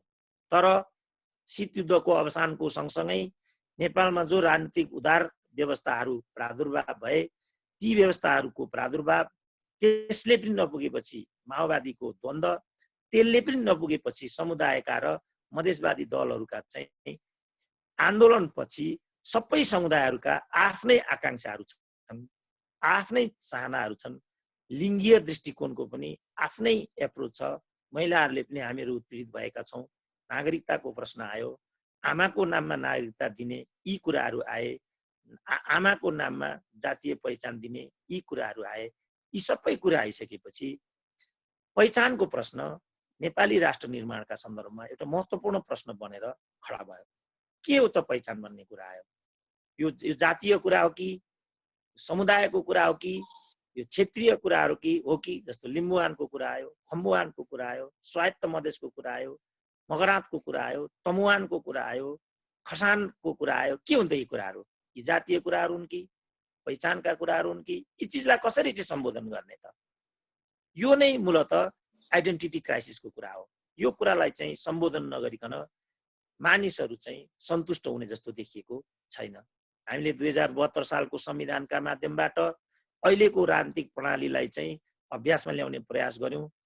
निकै नै खर्चिलो यो संविधान निर्माणको प्रक्रिया पनि थियो। यो त्यसपछि चाहिँ समुदायहरू बीचमा सन्तुष्टि हुन्छ होला, मधेसका समुदायहरूले सन्तुष्टिको सास फेर्छन् होला, महिलाहरूलाई आनन्द अनुभूति हुन्छ होला, दुर्गम अपाङ्गता भएकाहरू, तेस्रो यौनिकता भएकाहरू, ती सबैले चाहिँ यसबाट सन्तुष्टिको सास फेर्छन् होला भनेको, तर असन्तुष्टि बरकरार नै रह्यो। अहिले मात्रै हाम्रो लिम्पियाधुरा प्रकरणलाई लिएर नेपालको संविधानको अनुसूची 3 मा परेको जो निशाना छाप छ, त्यो निशाना छाप बदल्ने सम्बन्धमा हाउसमा संविधान संशोधनको प्रक्रिया गइरहेको छ। त्यसमा आम सहमतिबाट यो संशोधनको प्रक्रिया अघि जान्छ कि भन्ने नेपालीहरूको बुझाइ थियो। तर त्यसमा मधेसवादी दलहरूले पृथक धारणा राख्दै समुदायगत रूपमा जब असन्तुष्टि छ भने कसरी राष्ट्रिय सहमति हुन सक्छ, त्यस्तो हुन सक्दैन भनिएको भनेर 24 घण्टाभित्रको रिपोर्टिङ छ। अब संविधान संशोधनको प्रक्रिया निकै चाँडो हुन गइरहेको छ। अब हामीले हेरौँ त्यहाँ के हुन्छ के हुँदैन। पहिचानको प्रश्नले यस्तो भएको भन्ने चाहिँ त्यसबाट प्रष्टै देखिन्छ। वैधानिकताको लेजिटिमेसी क्राइसिस, वैधानिकता जसलाई भनिन्छ, त्यो बारेमा मैले अघि पनि भने, माओवादीहरूले द्वन्द्व गरे, मधेसवादीहरूले आन्दोलन गरे, त उनीहरूलाई त्यो बेला चाहिँ प्रतिबन्धित अवस्थामा राखिएको, अहिले पनि विप्लवहरूलाई प्रतिबन्धित अवस्थामा नै राखिएको छ। यस्ता राजनीतिक शक्तिहरूलाई चाहिँ शासन प्रशासनको प्रक्रियामा ल्याउनु पर्यो भनेदेखि त्यसको वैधानिकता चाहिन्छ। त्यसको वैधानिकता के त? कुनै एउटा घोषणाबाट गर्ने कि, निर्वाचनको माध्यमबाट गर्ने कि, अदालतको प्रक्रियाबाट गर्ने कि, कसरी गर्ने? त्यसकारण जनअनुमोदित भएन भने त्यसले वैधानिकता पाउन सक्दैन। त्यसकारण वैधानिकताको प्रश्न पनि राष्ट्र निर्माणको सन्दर्भमा ठुलो चुनौती देखिन्छ। त्यसपछि एक्सेस क्राइसिस, पहुँच। अहिले पनि राज्यका माथिल्ला निकायहरूमा कतिपय जनसमुदायहरूले हाम्रो पहुँच नभएको भनेर गुनासो गरि नै रहेका छन्। भाषिक दृष्टिकोणले पनि हाम्रो पहुँच छैन। लोकसेवामा हामी नेपाली राम्रोसँग बुझ्दैनौँ, लेख्न जान्दैनौँ, त्यसकारण हामीलाई प्रतिस्पर्धा गर्न गाह्रो हुन्छ। हाम्रो भाषिक पहुँच छैन। धार्मिक दृष्टिकोणले पनि हाम्रो पहुँच हुँदैन। मन्दिरमा हामीलाई प्रवेश गर्न दिइँदैन, हामीलाई दलित भनिन्छ। धार्मिक दृष्टिकोणले पनि हाम्रो पहुँच भएन, भाषिक दृष्टिकोणले पनि हाम्रो पहुँच भएन। अब अहिले संस्कृतको कुरा आइराखेको छ। मानिसहरू नेपाली भाषै बुझ्दैनौँ, हामी संस्कृत कसरी बुझ्छौँ? संस्कृतमा हाम्रो पहुँचै हुँदैन। संस्कृतका माध्यमबाट हामी प्रतिस्पर्धै गर्न सक्दैनौँ। यो के हो भन्ने रूपमा चाहिँ असन्तुष्टि देखाइरहेका छन्। त्यसो भएको हुनाले भाषिक पहुँच पनि ठुलो एउटा सङ्कटको रूपमा रहिरहेको हुन्छ र त्यसले पनि राष्ट्र निर्माणमा चुनौती दिइरहेको हुन्छ। ती असन्तुष्टिपछि जनसमुदायहरू हामीलाई चाहिँ प्रताडित गरेर राखियो, हामीलाई अवसर दिइएन, हामीलाई चाहिँ अगाडि बढ्न दिएन भन्ने जब असन्तुष्टि मनमा लिएर बसिरहन्छन् भने त्यो राष्ट्र निर्माणको प्रक्रियामा ठुलो चुनौती हुन्छ। त्यो राष्ट्रियतालाई त्यसले कमजोर बनाइरहेको हुन्छ र हामी बाह्य हस्तक्षेपलाई पनि सामना गर्न सक्ने अवस्थामा हुँदैनौँ। लिम्पियाधुरा प्रकरणको बारेमा मैले अघि पनि भने, सुस्ताको कुरा यही छ, अन्य क्षेत्रको कुरा पनि यही छ। अहिले पनि 71 ठाउँमा चाहिँ हाम्रो थिचोमिचो हस्तक्षेप छ विदेशीहरूबाट। कसरी हेप्छन् त? तपाईँहरूले सुन्नु भएको छ, भारतीय मिडियाहरूले नेपालीहरूलाई के मात्रै भनेनन्? गरिब, खाङ्ने, माग्ने, सानो एउटा कुल्ली कवाडी काम गर्न पनि रुँदै यहाँ आउने, अहिले ठुलो फुर्ती लाउने, चीनसँग मिलेर हामीलाई धम्क्याउने नेपाल जस्तो फुच्चे देशले पनि आज हामीलाई हेप्यो भन्न हेर कसरी भन्न थालेको त? कसरी भन्न सकेको? भारतभन्दा हामी हरेक दृष्टिकोणले एउटा सिनियरिटीको राष्ट्र हौँ। भारतको स्वाधीनतामा नेपालीहरूको रगत पसिना छ। आज भारतको सिमाना सुरक्षामा गोर्खाहरू अग्र पङ्क्तिमा छन्। हाम्रो रगत पसिनाबाट भारतको सार्वभौमिकता र बाह्य हस्तक्षेप संरक्षित हुन पुगेको छ, तर उनीहरूले नै हामीलाई हेपिरहेका छन्, थिचोमिचो गरिरहेका छन्। हाम्रा दिदीबहिनीहरूलाई प्रताडित गर्छन्, भाइ छोराहरू सानो काम गरेर विदेशबाट आउँदाखेरि सिमानामा लुट्छन्, पिट्छन्, कुट्छन्। हामी कमजोर भएर नै यस्तो भएको, हाम्रो राष्ट्रियता कमजोर भएर नै यस्तो भएको। हाम्रो राष्ट्र निर्माणको प्रक्रियामा समष्टिगत नेपाली जनसमुदायहरूलाई समाहित गर्न नसकेको फलस्वरूप, इतिहासले छोडेका ती खाटाहरूको फलस्वरूप, इतिहासको त्यो विरासतले गर्दा आज हामीले सङ्कट भोग्नु परिरहेको त्यो भएको हुनाले हामीले यी सब कुराहरूलाई चुनौतीको रूपमा चाहिँ बिहोर्नु परिरहेको हुन्छ। त्यसकारण राष्ट्र निर्माणलाई चाहिँ बलियो बनाउन र सुनिश्चित बनाउनको लागि ती चुनौतीहरूलाई हामीले व्यवस्थापन गरेर जानुपर्ने हुन्छ। यही कुरा प्रतिनिधित्वको हकमा पनि छ। प्रतिनिधित्व चाहिँ एकल जातीय भयो, एकल क्षेत्रको भयो, एकल धर्मको भयो भन्ने लामो कुरा। धार्मिक समुदायहरूको त्यहाँ प्रतिनिधित्व हुन सकेन। तेस्रो यौनिक भएका चाहिँ नागरिकहरू छन्, पहिचान नभएका नागरिकहरू छन्। किनभने गडबड गर्छ पुरुषले, गर्भधारण गर्नुपर्छ महिलाले, पैदा भएको बच्चाको नागरिकताको लागि बाबुको चाहिँ नागरिकता चाहिन्छ, आमाको नागरिकताबाट बच्चाले नागरिकता पाउँदैन। कत्रो सङ्कट हुन्छ। एउटा जनसङ्ख्या त्यहाँ अलपत्र पर्छ, उनीहरूले आफ्नो पहिचान लिन सक्दैनन् भन्ने कुरा छ। आमाले सन्तान पैदा गर्ने अनि आफूले पैदा गरेको बच्चाको पहिचान आमाको नामबाट नहुने भएपछि विचारणीय कुरा हुन्छ। अब महिला आमा भन्ने बित्तिकै महिलाको कुरा आयो। जनसङ्ख्याको हिसाबले 51% महिलाको जनसङ्ख्या हुन्छ। उनीहरूको मनलाई चाहिँ हामीले कुँड्याएर, उनीहरूको चित्तलाई चाहिँ हामीले चाहिँ सङ्कुचित बनाएर कसरी राष्ट्रियताको निर्माण हुन सक्छ, कसरी राष्ट्रको निर्माण हुन सक्छ? सहभागिताको कुरा पनि त्यही हो। भाषिक सहभागिता, अल्पसङ्ख्यक सहभागिता, दलित सहभागिता, महिला सहभागिता, यी सबै चाहिँ हरूको सहभागिता नभइकन राष्ट्रियता बलियो हुन सक्दैन। त्यसकारण सहभागिता पार्टिसिपेटरी क्राइसिस भनेर राखिएको हो। सबैले सहभागिता पाउनुपर्छ। त्यहाँ पहुँच मात्रै भएर हुँदैन, त्यहाँ सहभागिताको पनि ग्यारेन्टी भएको हुनुपर्दछ। यो वा त्यो बहानाबाट सहभागिता असन्तुलित हुने यो विधि भयो भनेदेखि राष्ट्रियताले जहिले पनि चुनौती बेहोर्नु परिरहेको हुन्छ। त्यसपछि सम्मिलनको इन्टिग्रेसन क्राइसिस। अब अहिले नेपालमा हामीहरूको के भन्छौँ भनिरहेका छन् विज्ञहरूले भने 3-4 किसिमको राष्ट्रियताले हाम्रो देश बनेको छ। जस्तो खस राष्ट्रियतालाई एउटा राष्ट्रियता मानौँ भने, थारू मधेसी राष्ट्रियतालाई अर्को राष्ट्रियता मानौँ भनेदेखि, यो जनजातिहरूको मङ्गोल किराँतहरूको राष्ट्रियतालाई अर्को राष्ट्रियता मानौँ भनेदेखि, यी सबै राष्ट्रियताहरूको समष्टि नेपाली राष्ट्रियतामा प्रतिध्वनित हुन्छ, प्रतिबिम्बन हुन्छ भनेर भनिन्छ। तर हामीहरू यो पृथक राष्ट्रियता भनेको चाहिँ राष्ट्रियताको लागि चुनौती हो। यसले नेपालको राष्ट्रियतालाई कमजोर पार्दछ। त्यसकारण बेग्ला बेग्लै राष्ट्रियताको ग्यारेन्टी हुन सक्दैन। यो राष्ट्र विभाजन गर्ने कुरा हो, राष्ट्रद्रोही कुरा हो। यस्तो खालको डिबेट पनि हाम्रो बिचमा छ। यो प्रश्न के हो त? मैले देख्दा यो कुरालाई निर्क्युल नगरिकन सम्मिलनको प्रक्रिया, जो इन्टिग्रेसनको क्राइसिस छ, जात जाति बिचमा चाहिँ सम्मिलन, भाषा भाषिकाहरूको बिचमा चाहिँ सम्मिलन, एक भाषाले अर्को भाषालाई रेस्पेक्ट नगर्ने हो भने, एक जातिले अर्को जातिलाई रेस्पेक्ट नगर्ने हो भने, दुर्गमले सुगमलाई आदर नगर्ने हो भनेदेखि, एक क्षेत्रले अर्को क्षेत्रलाई चाहिँ आदर नगर्ने हो भनेदेखि सम्मिलनको प्रक्रियामा ठुलो भाँजो आउँछ। र सम्मिलनको प्रक्रियामा भाँजो आयो भनेदेखि राष्ट्रिय एकताको निर्माणमा ठुलो चुनौती हुन्छ। त्यसो भएको हुनाले सम्मिलन पनि राष्ट्र निर्माणमा ठुलो एउटा चुनौतीको रूपमा रहेको हुन्छ। र अन्तिममा चाहिँ वितरणको डिस्ट्रिब्युसन क्राइसिस भन्ने कुरा छ। राज्यका जति पनि साधन स्रोत र उपभोग्य सामग्रीहरू हुन्छन्, औषधोपचारको व्यवस्था हुन्छ, त्यसको वितरण चाहिँ समुचित र वैज्ञानिक भएन, भेदभावपूर्ण भयो भनेदेखि त्यो राष्ट्रियताले ठुलो चुनौती बिहोर्नुपर्छ। अहिले हामी कोरोनाको सङ्घारमा छौँ। कहीँ औषधि छैन भन्ने छ, कहीँ भेन्टिलेटर छैन भन्ने छ, कहीँ डाक्टर छैन भन्ने छ। ठुल्ठुला निजी क्षेत्रका अस्पतालहरू छन्, बिरामीलाई त्यहाँ प्रवेश दिन चाहिँ निषेध गरिएको छ। बिरामीहरू ठाउँ ठाउँमा बाटै मरिरहेको स्थिति छ। तपाईँहरूले अस्ति सुन्नुभयो, दुर्गम एक ठाउँबाट एकजना सुत्केरी महिलालाई सेनाको हेलिकप्टरबाट नर्भिक अस्पतालसम्म त ल्याइयो, तर भेन्टिलेटर खोज्दा खोज्दै उनको ज्यान गयो। आज सिर्जनाका मुहानहरूले सिर्जनाको क्रममा यसरी चाहिँ देह त्याग गरिरहनु परेको छ। वितरणको समुचित चाहिँ व्यवस्थापन हुन सकेन भने उत्पन्न हुने विभेद भनेको चाहिँ यो हो। किनभने हाम्रा सबै सुविधाहरू, हाम्रा सबै अवसरहरू, पढे लेखेका मानिसहरू, डाक्टरहरू सुगम ठाउँमा हुन्छन्। आज एउटा डाक्टरी पढ्नु पर्यो भनेदेखि 80 लाख खर्च लाग्ने रहेछ। यो हिसाबले जसको सम्पत्ति 1 लाख पनि छैन, जसको सम्पत्ति 50 लाख पनि छैन, त्योभन्दा कम पनि छैन भनेदेखि त्यो परिवारमा डाक्टर जीवनभर कहिले नहुने रहेछ। यही कुरा इन्जिनियरको भयो, राम्रा राम्रा विद्यालयहरू छन्, बुढा नीलकण्ठ भयो, रातो बङ्गला भयो। यहाँ तल्लो वर्गका मानिसहरू त के, मध्यम वर्गका मानिसहरूले पनि अवसर पाउने सम्भावना हुँदैन। शिक्षामा उचित वितरण हुन नसक्दा, स्रोत साधनहरूमा उचित वितरण हुन नसक्दा यो खालको असमान स्थिति उत्पन्न हुन्छ, जसले राष्ट्र निर्माणको प्रक्रियालाई ठुलो व्यवधान दिने हुन्छ। त्यो भएको हुनाले वितरणलाई पनि हामीले समुचित बनाउनु पर्ने हुन्छ।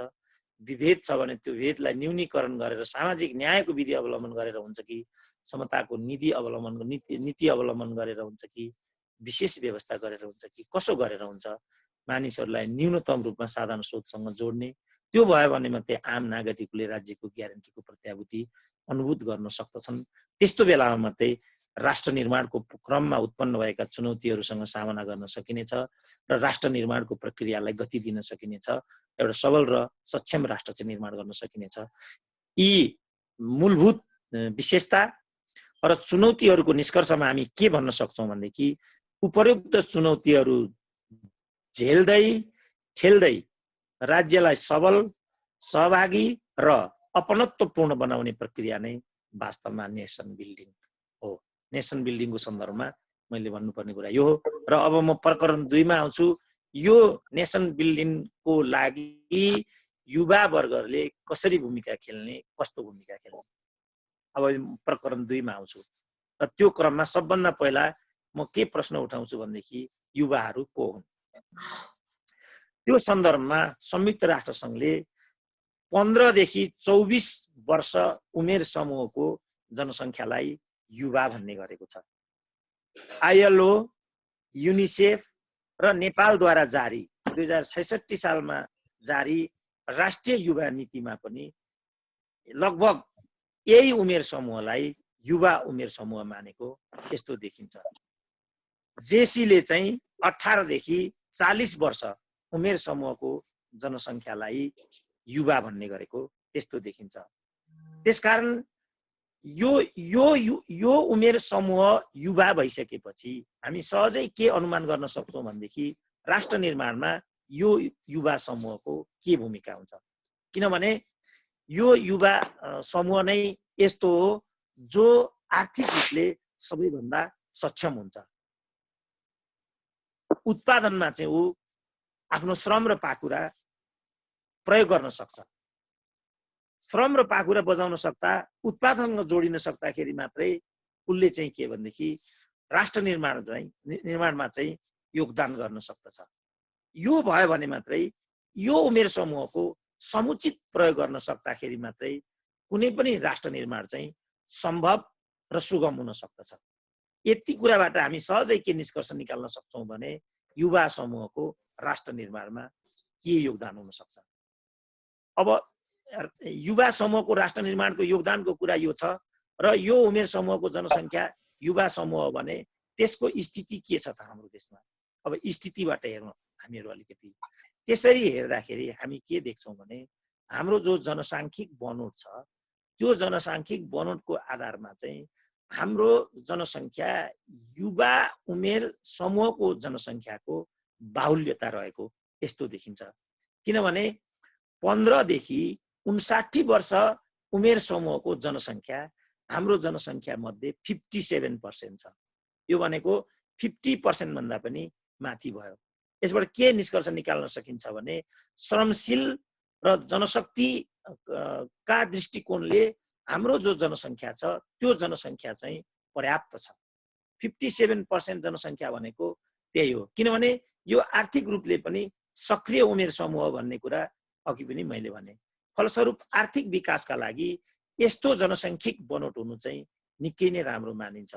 र जनसङ्ख्या शास्त्रीहरू के भन्छन् भने जनसाङ्ख्यिक दृष्टिकोणले हाम्रो चाहिँ जनसाङ्ख्यिक लाभांश पपुलेसन डिभिडेन्ड्स भन्छन् यसलाई, पपुलेसन डिभिडेन्ड्सको स्थिति छ। हाम्रो जनसाङ्ख्यिक बनोट चाहिँ हाम्रो त्यस्तो खालको छ।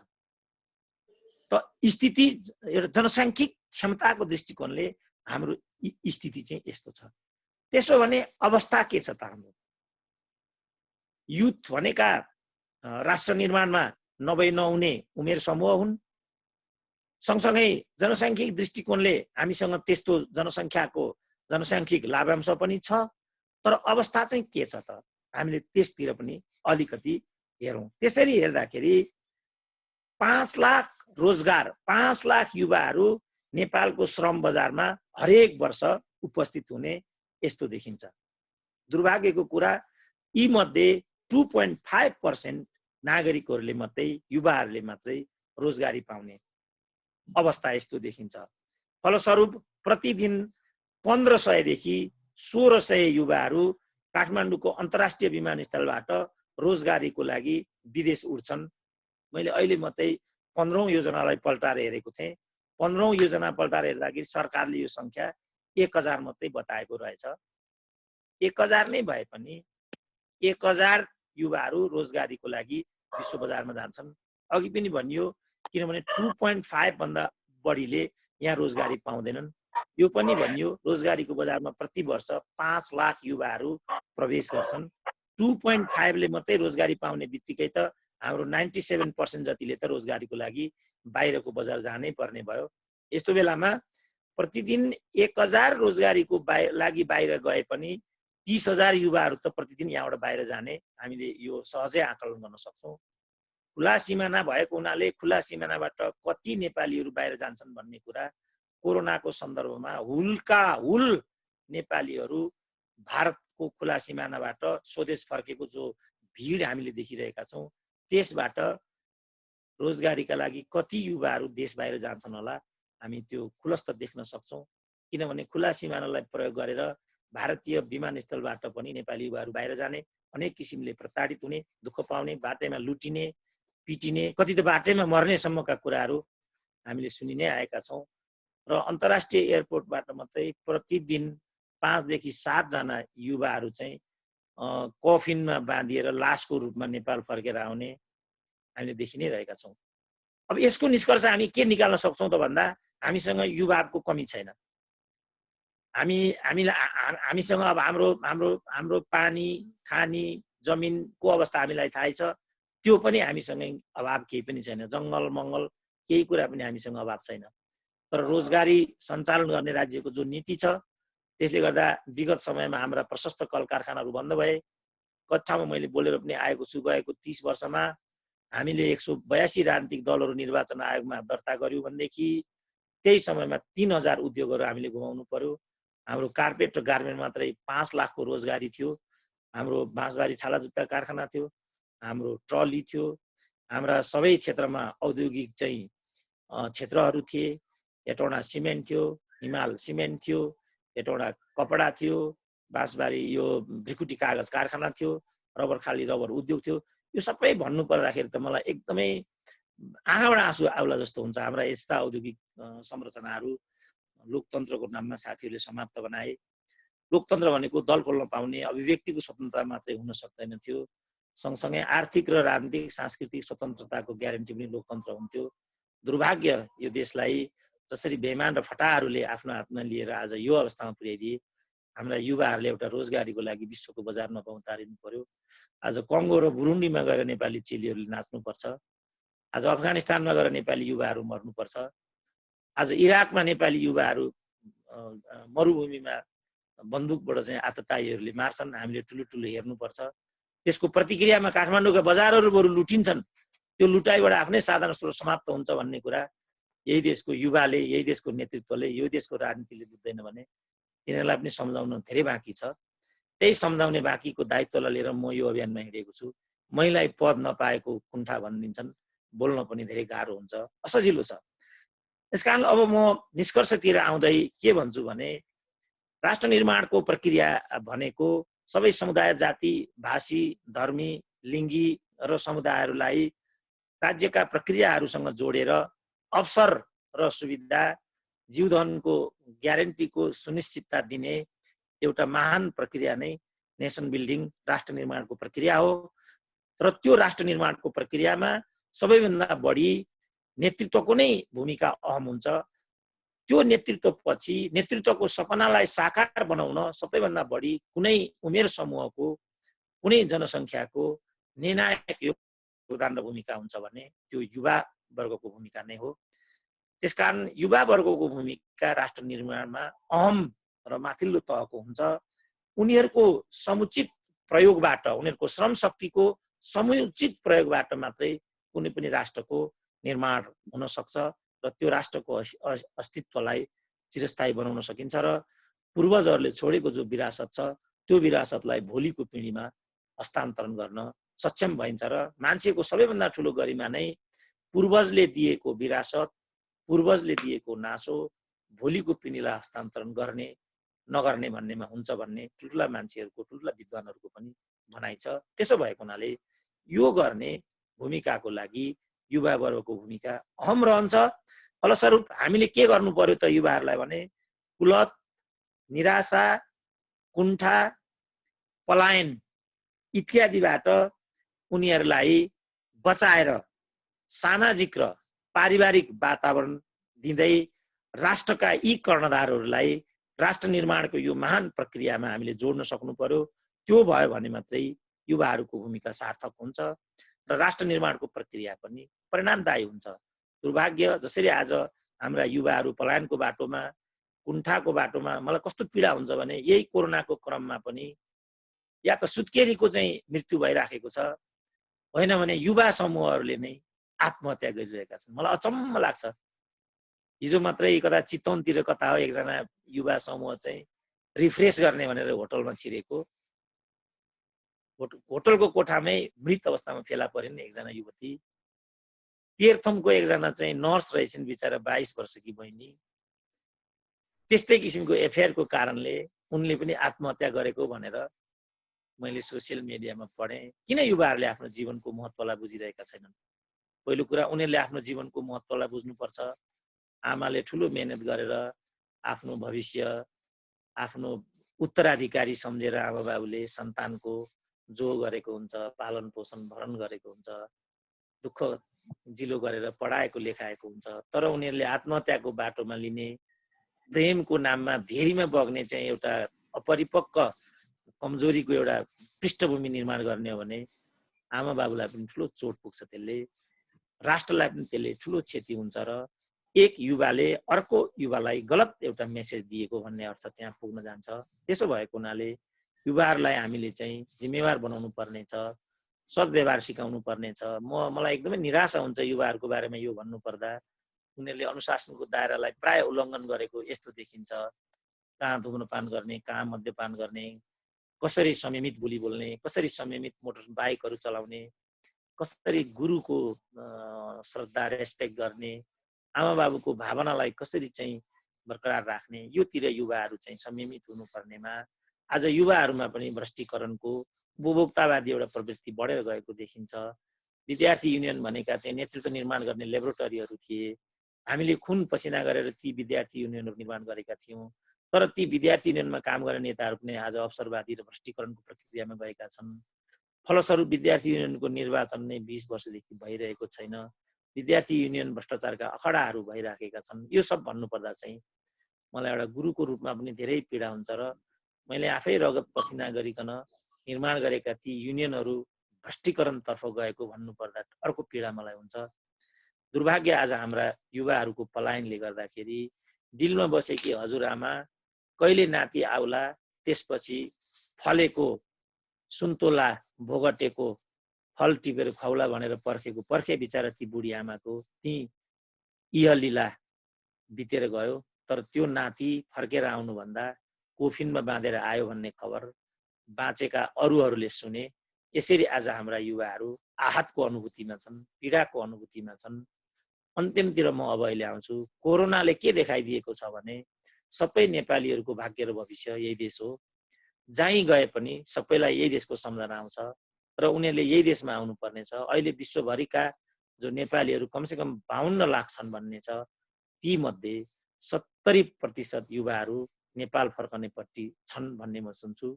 त्यसकारण म विश्वभरिका नेपालीहरूलाई आह्वान गर्छु, भाइ तिमी एकपल्ट फर्केर देशमा आऊ। तिम्रो देशलाई तिम्रो देशका नेताहरूले बर्बाद बनाइसके। तिमीले एक छाक त्यहाँ खायो होला, तर तिम्रो भविष्य सुनिश्चित भएन। तिम्रो भविष्य यही देशमा छ। तिमीले यही देशमा आएर यही देशलाई आफ्नो बनाउनु पर्छ। त्यसपछि मात्रै तिम्रो भाग्य सुनिश्चित हुन्छ र तिम्रो आमा बाबुले गरेको परिकल्पना पनि सार्थक हुन्छ। यो सार्थकताको लागि प्रतिबद्धता नै राष्ट्र निर्माणको अहम प्रक्रिया हो। यो प्रक्रियामा युवावर्गको भूमिका अहम हुन्छ र सबै युवाहरूलाई म आह्वान गर्छु, यो गरिमा र गौरवलाई उनीहरूले बुझुन्, आफैमा संवेदनशीलता पदार्पित गराउन् र त्यसपछि राष्ट्र निर्माणको महान प्रक्रियामा उनीहरू जुटुन्। जसरी नेतृत्वले आज हामीलाई टुरो जस्तो, गरिब जस्तो, माग्ने थाङ्ने जस्तो बनाइदिएको छ, यसलाई एउटा गरिमाशाली देश बनाउन, यसलाई एउटा महान देश बनाउन जसरी पूर्वजहरूले हाम्रो लागि यो देशको परिकल्पना गरेका थिए, भोलिको पिँढीको लागि सुरक्षित हामी हस्तान्तरण गर्नेमा योगदानी बनौँ। त्यो योगदानी बन्नको लागि आजको जो हामीले बिताएको 40-45 मिनट हो, त्यो पनि एउटा अविस्मरणीय क्षणको रूपमा रह्यो भने मैले पनि यो समय खर्च गरेकोमा गौरव हुनेछ। अत म एउटा यस्तो अवसर जुटाएकोमा हाम्रो डिमा एकाडेमीलाई, डिमा हो कि अर्को हो यो एकाडेमीलाई धन्यवाद दिँदै अहिले म आफ्नो विश्राम दिन चाहन्छु। फेरि अन्तर्क्रियाको चरणमा जुट्ने गरी अहिले बिदा लिन्छु। धन्यवाद। Thank you so much sir. हिजो हामीले हाम्रो आजको यो सेसनमा चाहिँ डाक्टर सुरेन्द्र केसी सर आउँदै होइसिन्छ भनेर भनिरहँदाखेरि चाहिँ धेरै जसो साथीहरूले चाहिँ यही युथ एन्ड नेसन डेभलपमेन्ट सम्बन्धी चाहिँ प्रश्न गर्नुभएको थियो। हजुरले विस्तृतमा यसको जानकारी गराइदिनु भयो, त्यसको लागि हजुरलाई धेरै धेरै धन्यवाद। हाम्रो यहाँनिर बाबुराम पोखरेल जीले चाहिँ एउटा प्रश्न गर्नुभएको छ यही कोरोना सम्बन्धी चाहिँ। कोरोनाको सन्तास बढेसँगै उच्च शिक्षाको लागि विदेशिएका विद्यार्थीहरूलाई उनीहरूकै राष्ट्रमा फिर्ता पठाउने र हाम्रो सरकारले पनि भित्राउने कुरा सुन्नमा आएको छ। यदि यस्तो हुने हो भने युवाहरूको अवस्था कस्तो हुनेछ? हजुरको धारणा यसप्रति बताइदिनु पर्यो सर। भन्न खोजेको मतलब चाहिँ यदि युवाहरू चाहिँ जो युवाहरू चाहिँ यो शिक्षाको लागि भनौँ अथवा रोजगारीको सिलसिलामा चाहिँ विदेशिएका छन्, यदि उहाँहरू चाहिँ पुनः स्वदेशमै फर्किने हो भने चाहिँ युवाहरूमा बेरोजगारी छ होला कि के कस्तो होला सर? हजुरको धारणा छ? के भन्नुभयो बाबु? फेरि भन्नु त, म राम्रो सुनेन यो। सर अहिले चाहिँ यो कोरोनाको केसहरू बढेसँगै चाहिँ जो युवाहरू उच्च शिक्षाको लागि अथवा रोजगारीको सिलसिलामा चाहिँ विदेशिएका छन्, उनीहरूलाई चाहिँ पुनः आफ्नो देशमा पठाइने पोलिसी चाहिँ त्यो देशको सरकारले चाहिँ अहिले ल्याइरहेको छ। त्यसकारणले गर्दाखेरि यदि उहाँहरू चाहिँ पुनः स्वदेशमा फिर्ता आउने हो भने युवाहरूको अवस्था कस्तो होला? भनेको मतलब बेरोजगारी छ होला कि? हजुरको धारणा छ? अब यो त अब कस्तो छ भने अहिले त हामी एकदमै कमजोर अवस्थामा छौँ। राज्यले यो तर्फ प्राय नसोचेको भन्ने नै देखिन्छ। हुन त 7-8 लाख रोजगारी निर्माण गर्ने अहिलेको बजेटमा आयो भन्ने चाहिँ सुनिएको छ। अब बजेटमा आउनु मात्रै पर्याप्त हुँदैन, त्यसको लागि चाहिँ प्याकेज प्रोग्रामहरू पनि चाहिन्छन्। अब औद्योगिकरणको प्रक्रियामा नभइकन त्यो रोजगारीको सम्भावना होला भने जस्तो मलाई लाग्दैन। अब अहिले सरकारले चाहिँ कल कारखाना उद्योग धन्दाहरू बन्द गर्ने, अब तपाईँले देख्नु भएको छ यो कोरोनाकै सन्दर्भमा पनि भारतबाट 4.5 अरबको तरकारी मात्रै यता आयो भने हाम्रा तरकारीहरू बारीमै कुहिरहेको स्थिति छ। यो कस्तो राज्य होला मलाई अचम्म लाग्छ। के ट्रकको व्यवस्था गरेर, के ढुवानीको व्यवस्था गरेर आफ्नो देशका किसानहरूको त उत्पादन बजारमा ल्याउन सक्ने, यो त मलाई न्यूनतम कुरा जस्तो लाग्छ। अब उसले यो पनि गर्न सकिरहेको म पाउँदिनँ। यस्तो बेलामा चुनौती त म पर्याप्त नै देख्छु, तर चुनौती छन् भन्दैमा भौतारी रहनु चाहिँ मैले देख्दा बहादुरी हुँदैन। जे होला भन्ने हिसाबले अब आफ्नो मुलुकमा फर्किनुपर्छ र हामीले यो देशलाई आफ्नो भाग्य र भविष्य बनाउनु पर्छ। अघि पनि मैले भने हामीसँग अर्को विकल्प छैन, अन्तिम विकल्प नै यही हो। अब हामीले यही देशलाई जो गर्नुपर्छ र यही देशलाई आफ्नो पसिना फलाउने चाहिँ भूमि बनाउनु पर्छ। मैले त अर्को पनि विकल्प छैन। हजुर, thank you so much sir. अर्को क्वेसन चाहिँ हाम्रो यो ब्रेन ड्रेन सम्बन्धी छ। हजुरसँगै मास्टर्स पढ्नको लागि कृतिपुरमा जाउँ है भनेर हजुरले जसले सल्लाह दिनुभएको थियो मणिराई सर, उहाँ चाहिँ अहिले बेल्जियममा होइसिन्छ भनेर हजुरको मैले अन्तर्वार्तामा सुनेको थिएँ सर। यसै गरी हाम्रो अहिलेको यो परिवेशमा चाहिँ हजारौँको सङ्ख्यामा, अझै भनौँ त लाखौँको सङ्ख्यामा चाहिँ युवाहरू विदेशिएका छन् सर। उनीहरूलाई के भन्नुहुन्छ? के सरकारले यी युवाहरूलाई राम्रो व्यवस्था गर्न नसकेको हो कि के कारण गर्दाखेरि चाहिँ उनीहरू विदेशिएका छन्? हजुरको धारणा? अब यो हुन्छ, अब लोकतन्त्र भनेको चाहिँ योग्यता, जवाफदेहिता र पारदर्शीमा आधारित हुन्छ भन्ने छ। हामीले प्रणाली चाहिँ वेस्ट मिनिस्टरियल अवलम्बन गर्यौँ, तर हाम्रो जुन अभ्यास हो त्यो अभ्यास चाहिँ त्यो अनुकूल भएन। त्यसपछि युवाहरूले आफ्नो भाग्य र भविष्यको ग्यारेन्टी यो देशमा अनुभूत गरेनन्। त्यसपछि उनीहरूले चाहिँ पलायनको बाटो लिए। यहाँ चाहिँ जुन प्रोत्साहनको जुन तरिका, आत्मोन्नतिको जुन विधि, किनभने राइट मेन राइट प्लेस नहुने बित्तिकै 8 क्लास पढेकोलाई परराष्ट्र मन्त्री बनाउने, मेन पावरको दलाललाई राजदूत बनाउने बित्तिकै त पढाइको केही अर्थ भएन। यहाँ के हुन्छ त यो देशमा पढेर? मैले यत्रो पढेँ, यत्रो लेखेँ, कूटनीति शास्त्रको चाहिँ म प्रोफेसर हुँ, त्यसको प्रतिफल मैले के पाएँ त? अब 8 क्लास पढेको परराष्ट्र मन्त्री हुन्छ, दलाललाई लगेर राजदूत बनाइदिन्छन्। त्यसपछि मेरा साथीहरूलाई के लाग्यो भने सबै त म जस्ता हुँदैन थिए, यो देशमा त मेरो भाग्य पनि रहन्छ, भविष्य पनि रहन्छ, भाँडमा जाए बरु भनेर उनीहरूले पलायनको बाटो लिए। त्यसकारण हामीले के गर्नु पर्यो? मेरै छोराछोरीहरूको पनि कुरा त्यही हुन्छ। उनीहरू के भन्छन् भने हामीले के अवसर पाउँछौँ र यहाँ, हामीलाई के मौका दिइन्छ र यहाँ? किनभने देखिरहनु भएको छ तपाईँ, अब नेताले नाङ्गो ढङ्ग कि आफ्नो छोरी बनाएको छ, कि आफ्नो बुहारी बनाएको छ, कि आफ्नो स्वास्नी बनाएको छ, र उसले त्यसलाई चाहिँ के भने त्यो समावेशिताको आधार भयो भनिरहेको छ। समावेशिता भन्छ आफ्नो श्रीमतीलाई अगाडि बढाउँछ, समावेशिता भन्छ आफ्नो सम्झीलाई लैजान्छ। त यो विधि गर्नाले वाकओभर गरेको भन्छु क्या म नेपाली युवाहरूले। यो देशमा आफ्नो भाग्य पनि छैन, भविष्य पनि छैन, राम्रोसँग खान पनि नपाइने, लाउन पनि नपाइने, क्यारियर पनि नभन्ने, केही पनि नभन्ने भने के बसाइ भयो यो देशमा भन्ने हिसाबले भाइ छोराहरू बाहिरिएको मलाई त्यस्तो लाग्छ। उनीहरूलाई हामीले यो ग्यारेन्टी गऱ्यौँ कि तिम्रो योग्यता र क्षमता अनुसारको सबै कुराको ग्यारेन्टी यहाँ छ। तिमीले योग्यता र क्षमता अनुसारको चाहिँ जब इत्यादि पाएनौ भने तिमीलाई बेरोजगारी भत्ता छ, तर तिमीलाई सबै कुराको चाहिँ के भनेदेखि सुविधा र अवसर यो देशमा छ भन्यो भने कसलाई विदेशमा जान मनपर्छ? ल भन्नु त, यहाँ जतिजना जोडिएको छ, कतिजना जोडिएको छ मलाई थाहा छैन, कसले भन्छ कि म यो देश बस्दिनँ, विदेश जान्छु? म कान काटेर भ्यान्छु, एकजनाले भन्न सक्दैन त्यो कुरा। किन भन्छ? त्यहाँ गएर के छ र उसलाई? के सुरक्षा छ उसलाई? त्यहाँ के ग्यारेन्टी छ उसलाई? त्यहाँ उसले कुनै कुनै किसिमको चाहिँ गौरव पाउँछ उसले? त्यहाँ उसले म संसारमा कहाँ छैन होला, म घुमिनँ, नेपालीहरूको ठाउँमा म पुगिनँ, तर के भनेदेखि कुनै नेपाली त्यहाँ पनि सन्तुष्ट छैन। खाइरहेछन्, लाइरहेछन्, त्यो कुरा सत्य हो, तर मनमा चयन छैन। तब मनमा चयन छैन भने ऊ विदेश किन जान्छ? त्यसमा पनि कुन बेला मरिने हो? मलेसियामा हेर्नु त सडकमा ल्याएर मान्छेलाई ढुङ्गाले खिचेर मारिरहेको देखिन्छ हरेक दिन। नेपाली युवतीहरू रेप नभएको त बजार छैन संसारमा। अनि नेपाली युवतीहरू गइरहेछन् त त्यहाँ किन जान्छन् त उनीहरू? गौरव होला उनीहरूलाई त्यहाँ जान? म कुनै हालमा विश्वास गर्दिनँ उनीहरूलाई। तर सबैलाई सोध्यो भने एकजना नेपाली मैले अहिलेसम्म यस्तो देखेको छैन युवा जो म यही देशमा बस्छु केही गर्छु भन्नुहोस्। उसले नक्कली भन्ला, उसले होइन म त मेरो देश यो भन्ला उसले, तर उसको भित्र मनले के भनिरहेको हुन्छ भने म जसरी पनि कम्प्युटर गर्छु, अङ्ग्रेजी गर्छु, फलानु गर्छु, अमेरिका जान्छु, युरोप जान्छु, केही लागेन भनेदेखि मलेसिया जान्छु, साउथ कोरिया जान्छु। किन ऊ यसो भन्छ त भन्दा उसको लागि उचित वातावरण यो देशमा छैन। त्यसकारण म के भन्छु भने विश्वभरिका नेपालीहरू, यही देशका नेपालीहरू पनि हामीहरू आउँ, यो समस्या डायग्नोसिस गरौँ। यदि यो कारणले हामीले यो समस्या चाहिँ भोग्नु परिरहेको हो भने हामी न्यूनतम कार्यगत एकता गरौँ, राम्रोलाई राम्रो भन्ने, नराम्रोलाई नराम्रो भन्ने हामी यो बानी पनि बसालौँ। मैलाई हेर्न नसक्ने गरी मान्छेले गाली गरिरहेको हुन्छ, म छक्क पर्छु।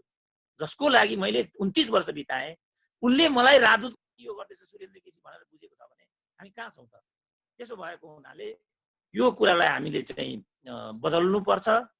हामीले आफ्ना कमी कमजोरीहरूलाई मूल्याङ्कन गर्नुपर्छ र यसको किन डायग्नोसिस नगरिकन त डाक्टरले पनि कुनै औषधि दिँदैन। त्यसकारण डायग्नोसिस पहिला गर्नु पर्यो, अनि डायग्नोसिस पछि चाहिँ कुन डोजको कस्तो औषधि खानुपर्ने हो त्यो उसले प्रेस्क्रिप्सन गर्छ। त्यो अनुसारको औषधि बिरामीले खायो भने मात्रै बिरामी निको हुने हुन्छ। यो विधिमा हामी जाउँ, हाम्रो भाग्य यहीँ छ, हाम्रो भविष्य यहीँ छ, बाहिर गएर मैले त समस्याको समाधान हुँदैन। धेरै धन्यवाद सर हजुरलाई यस प्रश्नको जवाफको लागि। मैले एउटा सूचना भन्न चाहन्छु। जो साथीहरू हामी अहिले प्रत्यक्ष रूपमा हेरिरहनु भएको छ, हाम्रो यस जुम एपमा चाहिँ 100 जना भन्दा धेरै चाहिँ हामी जोडिन मिल्दैन। त्यसकारण गर्दाखेरि यदि हजुरहरूलाई यस मिटिङमा चाहिँ हामीले जोड्न सकेनौँ भने चाहिँ हाम्रो डिफेन्स करियर एकाडेमी नेपाल डिक्यानको पेजबाट चाहिँ हामी अहिले प्रत्यक्ष रूपमा लाइभ आइरहेको छौँ। त्यसकारण गर्दाखेरि चाहिँ तपाईँहरू चाहिँ त्यहाँ गएर पनि हामीलाई हेर्न सक्नुहुनेछ, सुन्न सक्नुहुनेछ। अब यो सूचना भनिसकेपछि म हाम्रो अर्को प्रश्नतर्फ जान चाहन्छु सर। हामीलाई फेसबुक डिक्यानको पेजबाट हेर्दाखेरि चाहिँ राजन गुरुङ भन्ने एउटा सरले चाहिँ हामीलाई प्रश्न गर्नुभएको छ हजुरलाई। हाम्रो देशमा युवाहरू देशको विकासमा सहभागिता अलिक कम भएको हो र? यदि हो भने उनीहरू देश विकासबाट अलिक पछि हट्नुको प्रमुख कारण के होलान् भनेर प्रश्न गर्नुभएको छ सर। अब यो हो वास्तवमा हामीले युवा उमेर समूहलाई परिभाषित गर्ने र युवा प्रतिनिधित्वलाई सुनिश्चित गर्ने प्रक्रियामा नै हामी चुके जस्तो मलाई लागिराखेको छ। विगत समय हेर्दाखेरि युवाहरूले ठुल्ठुलो त्याग, योगदान, बलिदान यस्तो गरेको पाइन्छ। लामो समयसम्म प्रतिबन्धात्मक व्यवस्था भयो हाम्रो देशमा। त्यो प्रतिबन्धको विरुद्धमा राजनीतिक दलहरूले जे जेहाद छोडेका थिए त्यो जेहादमा पनि निर्णायक भूमिका र योगदान युवाहरूकै रह्यो। राणा विरुद्धको शासनमा पनि युवाहरूकै योगदान उल्लेख्य भयो र जो गङ्गालाल श्रेष्ठ भन्ने 4 शहीद मध्येका एकजना शहीद थिए। उनी 18 वर्षको उमेरमा त्रिचन्द्र कलेजका विद्यार्थीको रूपमा शहीद हुन पुगेका थिए। यो तरिकाले विद्यार्थी उमेरदेखि नै, युवा उमेरदेखि नै नेपाली युवाहरूले नेपालको राजनीतिक परिवर्तनमा ठुलो भूमिका खेलेको, योगदान गरेको यस्तो देखिन्छ। तर युवाहरूको समुचित भूमिका र प्रतिनिधित्वको प्रश्नमा चाहिँ या त राष्ट्रिय नीति कमजोर भएको होइन भने नेतृत्व वर्गले पनि आफ्नो जी हजुरी गर्नेलाई मात्रै युवाको नाममा पनि सहभागी गराएको, त्यो प्रक्रियाबाट सहभागी भएको कथित युवा नेताले आफ्नो परिवारजनहरूलाई मात्रै परिपुष्ट गरेको, आफ्नै छोरी, आफ्नै बुहारी, आफ्नै यस्तोलाई मात्रै गरेबाट चाहिँ युवाहरूले त्यहाँ पनि वाञ्छित प्रतिनिधित्व र उचित एउटा अवसर नपाएको प्रष्टै देखिन्छ। अब अहिलेकै क्याबिनेटमा पनि 101 युवाहरू छन्। घनश्याम भुषाल युवै भन्न नमिले पनि युवा स्पिरिटका नै हुन् र अनेरा सोभियोका महासचिवको रूपमा आफ्नो क्यारियर निर्माण गरेका हुन्। भानुभक्त ढकाल पनि महासचिव नै रहेछन् अखिलका। योगेश भट्टराई अखिलका अध्यक्ष नै हुन्। रविन्द्र अधिकारी दिवंगत भएर गए, अध्यक्ष नै हुन्। हाम्रो गगन थापा नेविसङ्घका महासचिव नै हुन्। राजेन्द्र लिङदेन पनि प्रजातान्त्रिक विद्यार्थी युनियनका नेता नै जस्तो लाग्छ मलाई। रामकुमारी झाँक्री, नवीना लामा, या कति भन्ने, हाम्रो विश्व प्रकाश लगायत गुरु घिमिरे, प्रदीप पौडेल, जम्मै 101 युवाहरू नै कुनै न कुनै रूपमा लाइमलाइटमा चाहिँ देखिन्छ। तर अस्तित्व नै पनि 50 वर्ष वरिपरिबाट गराउने यस्तो पनि देखिन्छ त्यहाँ। अब नेभी सङ्घको अध्यक्षै 45 वर्षको भइदिने, अखिलको अध्यक्षै 40 वर्षको भइदिने, यस्तो खालको पनि त्यहाँ देखिन्छ। त्यसकारण युवा को हुन् भन्ने पनि मैले देख्दा चुनौती छ र युवा नीति पनि आजको प्रश्न छ। युवाहरूको प्रतिनिधित्वको सुनिश्चितता चौथो प्रश्न भयो। त्यसलाई चाहिँ नेतृत्वले विचार गरेर अनि एउटा राष्ट्रिय नीति चाहिँ ल्याउने, अनि त्यो राष्ट्रिय नीतिको आधारमा युवाहरूलाई परिचालन गर्ने। अहिले त के भयो भने खुल्लमखुल्ला बाहिर जान नै युवाहरूलाई पनि प्रोत्साहित गरिन्छ र युवाहरूको मनमा पनि के छ भने कति अखिलका, मलाई लाग्छ पृथ्वीनारायण क्याम्पसको अखिलको युनियनको प्रेसिडेन्ट जस्तो लाग्छ मलाई। लन्डनमा भेटेको थिएँ मैले केही वर्ष अगाडि। तिनी चाहिँ सर म यहाँ सेक्युरिटीको काम गर्छु भन्थे। अब अङ्ग्रेज साम्राज्यको लाउरे प्रथाको विरुद्धमा अखिलको निर्माण भएको छ। अखिल हुँदा जीवनभर त्यही सेवालाई दुत्कारिएको छ। लास्टमा आफै त्यही बेलायतको सेक्युरिटी भएर लन्डन गइएको छ भने त प्रशस्त विरोधाभास भयो नि त। त्यसकारणले यहाँ छौँ हामीहरू, हामी किन छौँ हामीहरू यहाँ, यसलाई कसरी पर्गेल्ने र चिर्ने, कसरी उपयुक्त बाटो लिने आजको चाहिँ प्रश्न छ। यो प्रश्नलाई निर्कुल नगर्दासम्म युवाहरू पछि पर्नु स्वाभाविकै हुन्छ र त्यो चुनौतीका बीचमै युवाहरू छन् भने जस्तो भाइले सोधे जस्तो मलाई पनि लाग्छ। धेरै धेरै धन्यवाद सर। अब यो राजनीतिको प्रसङ्ग जोडिसकेको छ सर। अब यो जो चाहिँ युवा साथीहरू अहिले हामीलाई हेरिरहेको छन्, हेर्ने यो दर्शक महानुभावहरू मध्ये कोही चाहिँ युवाहरू चाहिँ भोलिको दिनमा चाहिँ आफूलाई राजनीतिज्ञ भनेर चाहिँ इस्टाब्लिस गर्न चाहलान् कोही। त्यस कारणले गर्दाखेरि अब जो युवाहरू चाहिँ राजनीतितर्फ विशेष ध्यान दिइरहेका छन्, चासो राखिरहेका छन्, उनीहरूप्रति चाहिँ हजुरको के सल्लाह सुझाव छ सर, हजुरको धारणा? मेरो त के छ भने अघि पनि मैले भने युवाहरूमा कुण्ठा छ। अनि युवाहरूले अनेक किसिमका सामाजिक आचरणहरूमा पनि उनीहरूले अनेक किसिमका राम्रा नराम्रा एउटा बाटोहरू लिइरहेको त्यस्तो पनि देखिन्छ। अनि पारिवारिक वातावरण परिवारदेखि नै तैँले चाहिँ इन्जिनियर हुनुपर्छ, डाक्टर हुनुपर्छ, हाकिम हुनुपर्छ, पैसा कमाउनुपर्छ भन्ने एउटा दीक्षा दिने यस्तो गरिन्छ।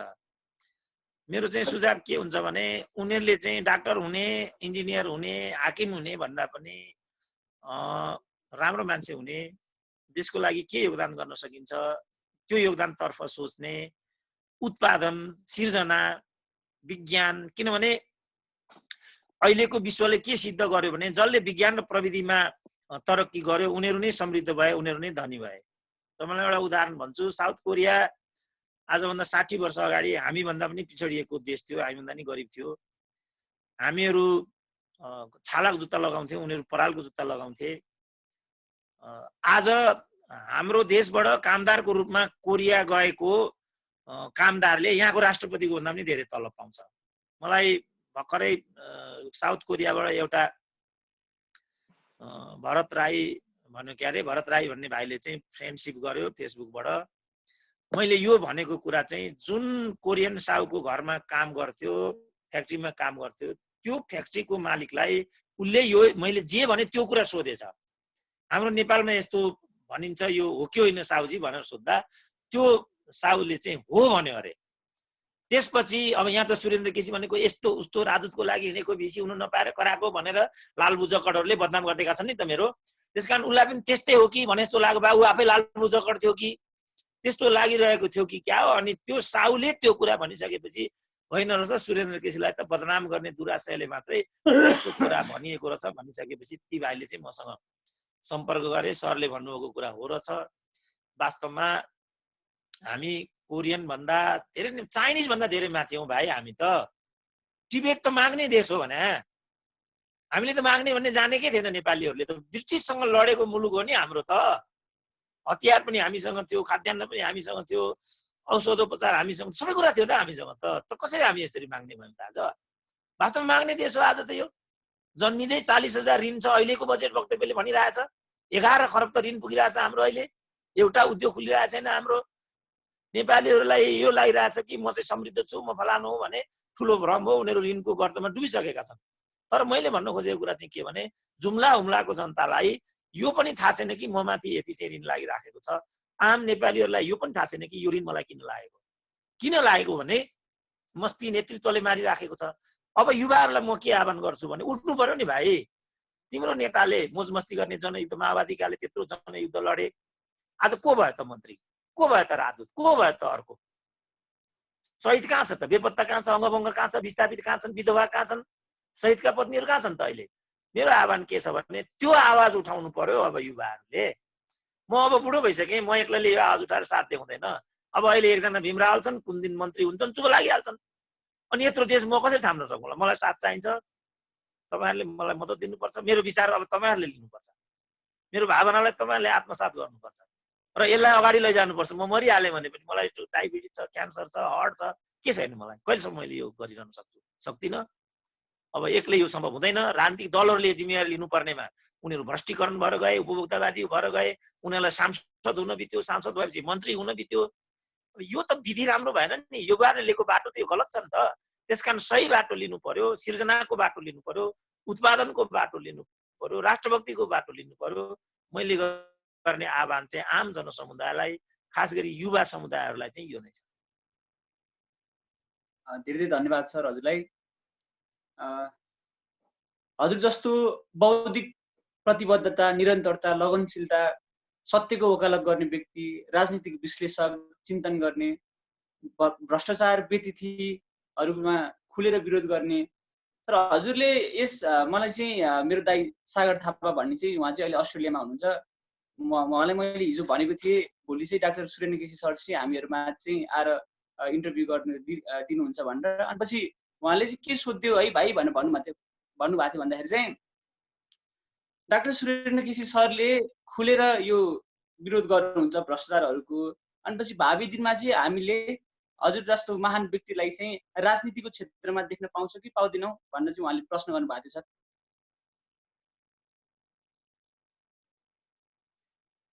अब यो प्रश्न त मलाई धेरै नै आउँछ। विश्वभरिबाट यस्तो प्रश्न आउँछ, नेपालबाट पनि यस्तो प्रश्न आउँछ। अनि मैले यसमा रेडिमेड उत्तर के दिने गरेको छु भने यदि मलाई चाहिँ छुट दिने हो भने, मैले आफ्नो स्वतन्त्रतालाई प्रयोग गर्न पाउने हो भने जे विधिबाट नेपाली जनता र राष्ट्रको मैले सेवा गरिराखेको छु। मलाई मनपर्ने सबभन्दा राम्रो विधा चाहिँ यही नै हो।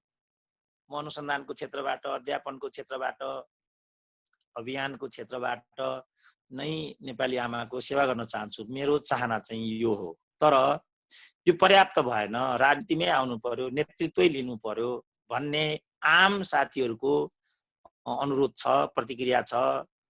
एकजना विद्या कार्की भनेकी बहिनी एकजना कहाँ बङ्गलादेशमा पढ्ने हो कि के हो, भर्खरै मेरो पनि फेसबुकमा उनी आएकी छिन्।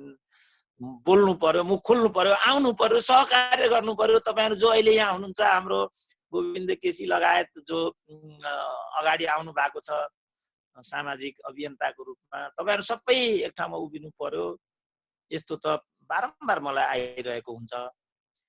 अब एउटा चाहिँ मैले उहाँहरुलाई के भनेको छु भने, अब अहिले कोरोनाले गर्दा अर्कै वातावरण उत्पन्न भएको छ विश्वमा।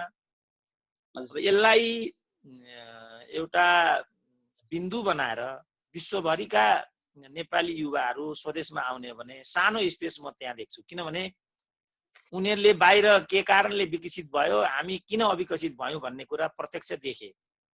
हाम्रो अविकासको कारण के हो, हामी किन पछौटेपन छ हामीलाई, हाम्रो मुलुक आज किन यस्तो माग्ने भयो भन्ने बारेमा सबैभन्दा बढी चोट कसैलाई परेको छ र प्रत्यक्ष कसैले अनुभूत गरेका छन् भने त्यो बाहिर गएका नेपालीहरूले नै हो। किनभने देखिराखेका छन् कसरी त्यहाँका उत्पादनकर्ताहरू, पुँजीपतिहरू एकपछि अर्को धनी भएर गइराखेका छन्।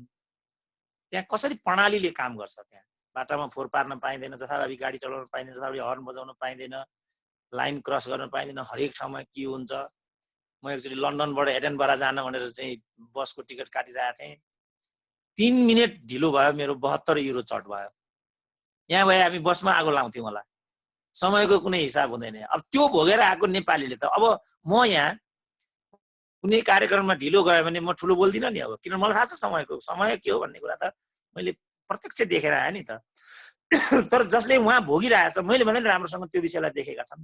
त्यसो भएको हुनाले ती नेपाली युवाहरू स्वदेश फर्किएर ल अब हामी अगाडि लागौँ, किन सधैँभरि हाम्रो देशलाई थाङ्ने बनाउने, माग्ने बनाउने। नेता मर्यो, स्वास्नीलाई राष्ट्रपति बनायो, छोरो मर्यो, बुहारीलाई मन्त्री बनायो। घिन लाग्दैन यस्तो सुन्दा? उल्टो मसँग मुख लाग्छन् मान्छेहरू। यो लाज मर्दो कुरा होइन यो। योभन्दा लाज मर्दो के कुरा हुन सक्छ? हामीले गणतन्त्र ल्यायौँ यसै दिनको लागि, हामीले राजतन्त्र फाल्यौँ यसै दिनको लागि। 2 टर्म, म युवाहरूलाई आह्वान गर्छु, 2 टर्म भन्दा बढी कुनै पनि मान्छेले कुनै पनि पद ओगट्नु हुँदैन। एमपी पनि 2 टर्म, पार्टीको नेता पनि 2 टर्म, मिनिस्टर पनि 2 टर्म, अरू पदहरू पनि 2 टर्म। एटलिस्ट यति त गरौँ। एउटा मान्छे 15 सालको खोके बुढो ख्वाङ ख्वाङ ख्वाङ ख्वाङ गरेर लौरो टेकिराखेको त उही मन्त्री छ, उही प्रधानमन्त्री छ। युवाहरू यस्तो झुकेर सलाम गरेका हुन्छन्। किन मरेको त मुर्दा होस् भन्छु कहिलेकाहीँ त। आफू पद पाएर अनि अन्टसन्ट भनेर हिँड्छ भनिदिन्छन्। त्यसो भने पख अब कार्यकारी राष्ट्रपतिको प्रणाली ल्याउने हो, संविधान संशोधन गर्ने हो, म चुनावमा भेट्छु, राष्ट्रपति हुन्छु, अब भयो भन्छु कहिलेकाहीँ चाहिँ म। तर यो मेरो एउटा प्रतिक्रिया मात्रै हो। विश्वभरिका नेपालीहरू एकगठ हौँ, व्यक्तित्व र विकृति विसङ्गतिको विरुद्ध आफैलाई उभ्याउँ। प्रतिनिधित्वको प्रणालीबाट हुन्छ, आम विद्रोहको प्रणालीबाट हुन्छ, के प्रणालीबाट हुन्छ, त्यसो भने हस्तक्षेप गरौँ न त हामी। आफूहरू युरोप अमेरिकामा बस्ने अनि नेपालमा परिवर्तन भएन भन्ने हो भने त अर्को 100 वर्षमा पनि परिवर्तन होला जस्तो छैन। उहाँलाई पनि म आह्वान गर्छु, भाइ फर्केर आउँ, यही देशमा गरौँ, यही देशलाई अस्ट्रेलिया बनाऊ न। किन बन्दैन यो देश? साउथ कोरिया बन्न सक्दा हाम्रो नेपाल बन्न सक्दैन भने? सम्भव छ, गर्न सकिन्छ। तर यसको लागि हामी एकजुट हुनुपर्छ। यो नै मेरो चाहिँ सागर बाबुलाई पनि भन्नु छ। हस् सर, हस्, म मेरो दाजुलाई अवश्य पनि भन्नेछु। धेरै धन्यवाद हजुरको यो जवाफको लागि। अब भने प्रश्न गर्नको लागि हाम्रो आजको यस कार्यक्रमको सञ्चालिका राधिका थापा बहिनीलाई म यो फ्लोर प्रोभाइड गर्न चाहन्छु। धन्यवाद। अन्तिम होइन त अब यो? अन्तिम होइन सर, सर मेरो प्रश्न चाहिँ अब आजको हाम्रो टपिक पनि युवाहरूसँगै रिलेटेड छ, युवा र राष्ट्र निर्माणसँग। त्यही भएर अहिलेको 21औं शताब्दीमा आएर पनि रुकुममा अस्ति युवाहरूले ज्यान गुमाउनु परेको छ। के को निमित्त भन्दाखेरि जातीय विविधता कारणले होइन। यो त एकदमै लज्जास्पद भयो र अझै पनि यो घटना भएको यत्रो दिन हुँदा पनि हाम्रो सरकार मौन छ। त्यस ठाउँमा गएर कुनै पनि केही पनि गरेको छैन, अवलोकन गरेको छैन। के हो आखिर वास्तविकता के हो? ती युवा त नेपाल प्रहरीको जवानको लिखित पनि पास गरिसकेका थिए भनेपछि यो हिसाबमा पनि एकदम इम्पोर्टेन्ट छ। चाहे ज्यान ठुलो पदको मानिसले गुमाउन् या सानो पदको मानिसले गुमाउन्, आखिर ज्यान त ज्यान हो नि, जात भात त यहाँ हुँदैन। र पनि हाम्रो सरकार यसमा मौन छ। यो ठिक हो त? हजुरको विचारमा के गर्नुपर्छ सरकारले र दोषीलाई कसरी सजाय दिनुपर्छ र बिचरा ती निर्दोषी अब त्यसका आमालाई जसको बाँच्ने आधारै उसको छोराले भोलि कमाएर ल्याएर खुवाउला भनेर हुर्काइन् पढाइन् आफू नखाएर उसलाई खुवाइन् भने अब ती आमालाई कसरी राहत दिलाउन सकिन्छ सर? हजुरको विचारमा यो घटनालाई अब यस्तै घटना अर्को नदोहोरियोस् भनेर के गर्नु पर्ला? प्रस्ताइदिनुस् न। अब यो चाहिँ प्रेममा जे विधि ती युवाहरूले अवलम्बन गरे त्यसको परिणाम हो यो।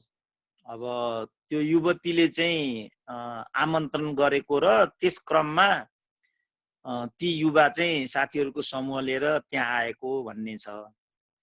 अब समस्या चाहिँ के भने त्यो क्षेत्रका प्रतिनिधि जनार्दनको मैले पनि प्रत्यक्ष सुने, हाउसमा दुई समूह बीचमा हानाहान हुने क्रममा जो युवाहरूको देहान्त भएको छ उनीहरू चाहिँ स्वाभाविक तरिकाले भेरीमा हाम फालेर ज्यान गुम्न गएको भन्ने जनार्दनको प्रतिक्रिया थियो।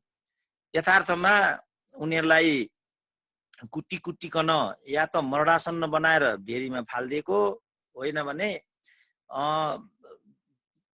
नदीभित्र गएर पनि मरणासन्न बनाएर उनीहरू दिवंगत भएका भन्ने चाहिँ पुष्टि सरह नै छ। अर्कोतर्फ त्यो सब भइरहँदा नेपालको प्रहरी पनि ती नै उपस्थित भएको भन्ने कुरा जनार्दनले ती भनेकोबाट पनि प्रत्यक्ष चाहिँ सुनियो। अब यसबाट राज्यको मनस्थिति के हो भन्ने कुरा प्रष्टै देखिन्छ। अब मलाई एकदमै दुःख लाग्छ, अब जनार्दन जस्तो नेताले, नेकपा जस्तो पार्टीले अब दलितको नाममा यो भएको कुरालाई समेत उदासीनताको भावनाबाट यति लामो समयसम्म अल्झाएर राख्नु। हुन त गृह मन्त्रालयले एउटा सानो आयोग कार्यदल गठन नगरेको होइन। अब कार्यदल गठन गरेर केही पनि हुँदैन भन्ने कुरा निर्मला पन्तको प्रकरण हाम्रो अगाडि नै छ। मलाई कति दुःख लाग्छ यो भन्नुपर्दा। महिलाको अस्मिता, युवाहरूको भाग्य भविष्य, दलितहरूको पक्षमा सबैभन्दा बढी आवाज उठाउने भनेको वाम राजनीति नै हो, कम्युनिस्ट पार्टीहरू नै हुन्। तर अब निर्मला पन्तको सन्दर्भमा हाउसमा कम्युनिस्ट पार्टीकै नेत्रीहरूले यो कम्युनिस्ट पार्टीलाई बदनाम गर्न रचिएको प्रपञ्च हो सम्म पनि भने। अब यो मामलामा पनि भोलि त्यो भनियो भने अचम्म हुने छैन। योभन्दा बढी म आफै पनि भन्न सक्ने अवस्थामा छुइन नै भन्नु पर्यो, किनभने भन्नु मात्रै यसमा पर्याप्त हुँदैन। जहाँसम्म मृतकका परिवारजनको आमाहरूको भाग्य भविष्य अब के होला कसो होला भन्ने कुरा छ, योमा त राज्यले 8-10 लाख यस्तो दिने परिपाटी विगत समयदेखि पनि रहि नै आएको छ। त्यसकारण क्षतिपूर्तिको उचित व्यवस्थापन गर्ने यो विधिबाट अब केही इत्यादि छ भने रोजगारीको सानोतिनो केही छ भने त्यो विधि अवलम्बन गरिदिने यो पनि हुन सक्छ। तर पैसामा रोजगारीमा कसैको ज्यान मोलतोल गर्न सकिँदैन, त्यस्तो हामीले गर्नु हुँदैन। हामीले भन्ने अहिले चाहिँ यति मात्रै हो कि यसमा के भएको सत्य तथ्यको जाँचबुझ हुनुपर्छ र यसमा जो दोषीहरू हुन् ती दोषीहरूलाई कानुन बमोजिम कडाभन्दा कडा कारबाही गरिनुपर्छ। तर अब कारबाही नै गरे पनि बिचारा ज्यान जानेको ज्यान गएको, त्यहाँ एकजना दुईजनाको मात्रै कुरा छैन, 6 जनाको ज्यान गइराखेको छ। अझ अरू पनि बेपत्ता भएका हुन् कि सबै खबर आउनु बाँकी नै छ। कसलाई के भन्ने? अब कम्युनिस्टहरू सत्तामा छन्, दलितले यसरी मर्नु परिराखेको छ। अब यसलाई पनि फेरि सामाजिक मुद्दा बनाएर दलित भर्सेस गैर दलित पार्ने जस्तो त्यो मुड पनि त्यहाँ आइराखेको छ। त्यो पनि दुःखदायी कुरा नै हुन्छ। त्यसकारण यसलाई समष्टिमा मूल्याङ्कन गरेर पीडक पक्षलाई कारबाहीको दायरामा ल्याउने र पीडित पक्षलाई चाहिँ न्यायको प्रत्याभूति गर्ने, जसले गर्दा भविष्यमा यस्ता घटनाहरूको पुनरावृत्ति नहोस्। मलाई लाग्छ यो पनि हलुको नै छ, तर बाध्य छु म, योभन्दा बढी केही पनि भन्न सक्ने स्थितिमा म होइन। त्यसकारण दोषीलाई कारबाही गर्ने, पीडितलाई न्याय दिने, यो सन्दर्भमा भन्नुपर्ने तात्कालिक रूपमा चाहिँ यति मात्रै समस्या। धेरै धेरै धन्यवाद सर। हजुर thank you so much sir. अब हजुरलाई चाहिँ म अर्को प्रश्न सोध्न गइरहेको छु। हाम्रो यहाँनिर चाहिँ च्याट बक्समा चाहिँ सोनिया केसीले चाहिँ हजुरले प्रश्न गर्नुभएको छ। आदरणीय सर नमस्कार, मेरो प्रश्न युवाहरूलाई अग्रसर गराउनको लागि प्रमुख प्रेरणादायक अवसर नभएकै हुन् कि भएर नि परिचालन हुन नसकेको होला भनेर चाहिँ प्रश्न गर्नुभएको छ सर। अनि यो चाहिँ बहिनीले जे प्रश्न गरेको छ त्यो प्रश्न आफैमा राम्रो छ, तर यो प्रश्न चाहिँ कस्तो भने अघि पनि हामीले भन्यौं समष्टिमा युवा नीति चाहिँ या त भएन अथवा चाहिँ शिथिल भयो एक। त्यसपछि युवाहरूलाई परिचालन गर्ने जो संरचनाहरू हुन्, त्यो राजनीतिक दलीय संरचना होस् अथवा अरू संरचनाहरू हुन्, राज्यका संरचनाहरू हुन्, ती चाहिँ यथोचित भएनन्। राजनीतिक दलले युवाहरूलाई प्रयोग गर्ने यो नीति मात्रै लिए। युवाहरू प्रयोग भइसकेपछि जब अवसरको कुरा आयो त्यसपछि राजनीतिक दलहरूले आफ्ना भाइ भतिजा छोरीबुहारीहरूलाई मात्रै अगाडि बढाएपछि युवाहरूमा एक प्रकारको कुण्ठा त आएकै होला। तर मलाई चाहिँ के लाग्छ भनेदेखि ती युवाहरूले पनि स्वाभिमानपूर्वक यो छोरीबुहारी प्रकरणमा आफूलाई खरो उतारेनन्। यो कारणले पनि युवाहरू झनपछि झन पीडित हुँदै जानु परेको हो कि? त्यसकारण उनीहरूले पनि त्यहाँ भित्र यो आवाज तरुसँग उठाउनु पर्यो। समयमा भातृ संगठनहरूको सम्मेलन नहुने, नेतृत्वलाई राजनीतिक दलहरूले आफ्नो अनुकूल अनुसार तोडमोड गरिदिने, उमेर समूहलाई पनि पर्वाह नगरिदिने, यो कारणले स्वयं युवाहरूको एउटा स्वाभिमान र वर्चस्व पनि स्खलित भएर गयो। किनभने उनीहरूले पनि स्वार्थको लागि आफूहरूलाई साट्ने अनि पठन पाठन अध्ययन इत्यादिमा उचित जोड पनि नदिने जुन हाम्रो पालामा हुन्थ्यो, ती सबै कारणहरूले यस्तो भएको हो कि भन्ने मेरो आफ्नो बुझाइ चाहिँ त्यो छ। Thank you so much sir. अब भने फेरि अर्को प्रश्नतर्फ म जान चाहे। यहाँनिर हामीलाई तेज पाण्डेज्यूले प्रश्न गर्नु भएको छ, विदेशबाट आइरहेको नेपाली युवाहरूलाई अब यही देशमा रोजगार दिलाउन के गर्नु पर्ला? युवा शक्तिलाई यही देशमा हाम्रो स्वदेशमै परिचालन गर्नको लागि चाहिँ के कस्तो कार्यक्रमहरू चाहिँ आवश्यक पर्छ सर भनिदिनु पर्यो। त्यसको लागि चाहिँ दुई तीनटा कुराहरू हुन्छन्। पहिला चाहिँ औद्योगिकरणको प्रक्रियालाई तीव्र बनाउने, त्यसपछि लगानी मैत्री वातावरण सुदृढ गर्ने, जो ज्ञान सिप विदेशमा गएका युवाहरूसँग हुन्छ त्यो ज्ञान सिपले पनि यहाँ चाहिँ प्रत्याभूति ग्यारेन्टी पाउन सकिरहेको छैन, त्यसकारण त्यो राज्यले गरिदिनु पर्यो। त्यसपछि श्रमको गरिमा र महत्त्वलाई चाहिँ प्रोत्साहन दिनु पर्यो। काम भन्ने कुरा सानो ठुलो हुँदैन, काम भनेको काम हो, कुरा सिद्धियो। कामले मान दिन्छ, मामले स्वाभिमान दिन्छ, कुरा त्यति मात्रै हो। त्यसकारण मेहनतलाई चाहिँ उच्च प्राथमिकतामा दिने, मेहनतीहरूको भाग्य छ, भविष्य छ, तरक्की छ, पदोन्नति छ, पद प्राप्ति छ, तर त्यसको लागि मेहनत गर्नुपर्छ भन्ने एउटा मेहनतको संस्कार त्यो दिनु पर्यो। नम्बर 4 मा उनीहरूको जो उत्पादन हुन्छ त्यो उत्पादनको चाहिँ बजारको ग्यारेन्टी गरिदिनु पर्यो। अघि पनि मैले भने यो अवधिमा 4 अरबको इन्डियन सागसब्जी नेपालमा आयो। यो कोरोनाको अवधिमा आज 68औं दिनमा गइरहेका छौँ हामी। यो मैले कमसेकम 45औं दिनको तथ्याङ्क दिएको हो। त्यति बेला 4.5 अरबको भारतीय तरकारी नेपाली बजारमा आएको थियो। अब अहिले मलाई लाग्छ यो 5 अरब भइसक्यो। त्यही अवधिमा नेपाली कृषकहरूको उत्पादन चाहिँ कुहिएर बर्बाद भयो। त्यसकारण उनीहरूको उत्पादनको बजार ग्यारेन्टी गरिदिनु पर्यो। यति 4-5 वटा विधि गरिदिने बित्तिकै हामी चाहिँ श्रमसँग जोडिन्छौँ। श्रमसँग जोडिने बित्तिकै उत्पादनको प्रक्रिया सुरु हुन्छ। उत्पादनको प्रक्रिया सुरु हुने बित्तिकै त्यो आफै स्वरोजगारको पनि एउटा बाटो भयो। अब हल्लिएर खानु, आवारा गित्री गरेर खानुको सट्टा उत्पादनमा जोडियो भनेदेखि मनोबल पनि उच्च हुन्छ, परिवारमा पनि एउटा शान्ति कायम हुन्छ, पारिवारिक वातावरण। अहिले कयौं परिवारहरू चाहिँ यो विदेशी उसले गर्दाखेरि विभिन्डिएको, विभाजित भएको, आत्महत्या गर्नु परेका, छोडपत्र गर्नु परेको हामी देखिरहेछौँ नि त। पारिवारिक वातावरण पनि खलल भएर गइराखेको छ। त्यसकारण यी 4-5 वटा विधिबाट चाहिँ हामीले, जस्तो अहिले चाहिँ पञ्चायतले त्यत्रा उद्योग कल कारखानाहरू खोलेको थियो, अघि पनि हामीले कुरा गर्यौं, ती रुग्ण भएका कल कारखानाहरूलाई चाहिँ पुनर्स्थापित गरिदिने मात्रै हो भने पनि हाम्रो 4-5 लाखको रोजगारी ग्यारेन्टी त भइहाल्छ। अघि पनि मैले भने कार्पेट गार्मेन्ट मात्रै हाम्रो 5 लाखको रोजगारी थियो। हाम्रा साना साना दिदी बहिनीहरूले त्यहाँ काम गर्थे। साना साना भाइहरूले त्यहाँ काम गर्थे, एक समय काम गर्थे, अर्को समय पढ्न जान्थे, सम्पूर्ण कुराहरू थिए त। अब ती सबै कुरालाई चाहिँ अब हामीले लोकतन्त्रसँग साट्यौँ, जसले यो कुरा उठाउँछ तिनीहरूलाई प्रतिगामी भनिदिन्छन्। प्रतिगामीले क्रान्तिकारीलाई प्रतिगामी भनिदिने भनेपछि योभन्दा विडम्बना के होला त कुनै पनि देशमा।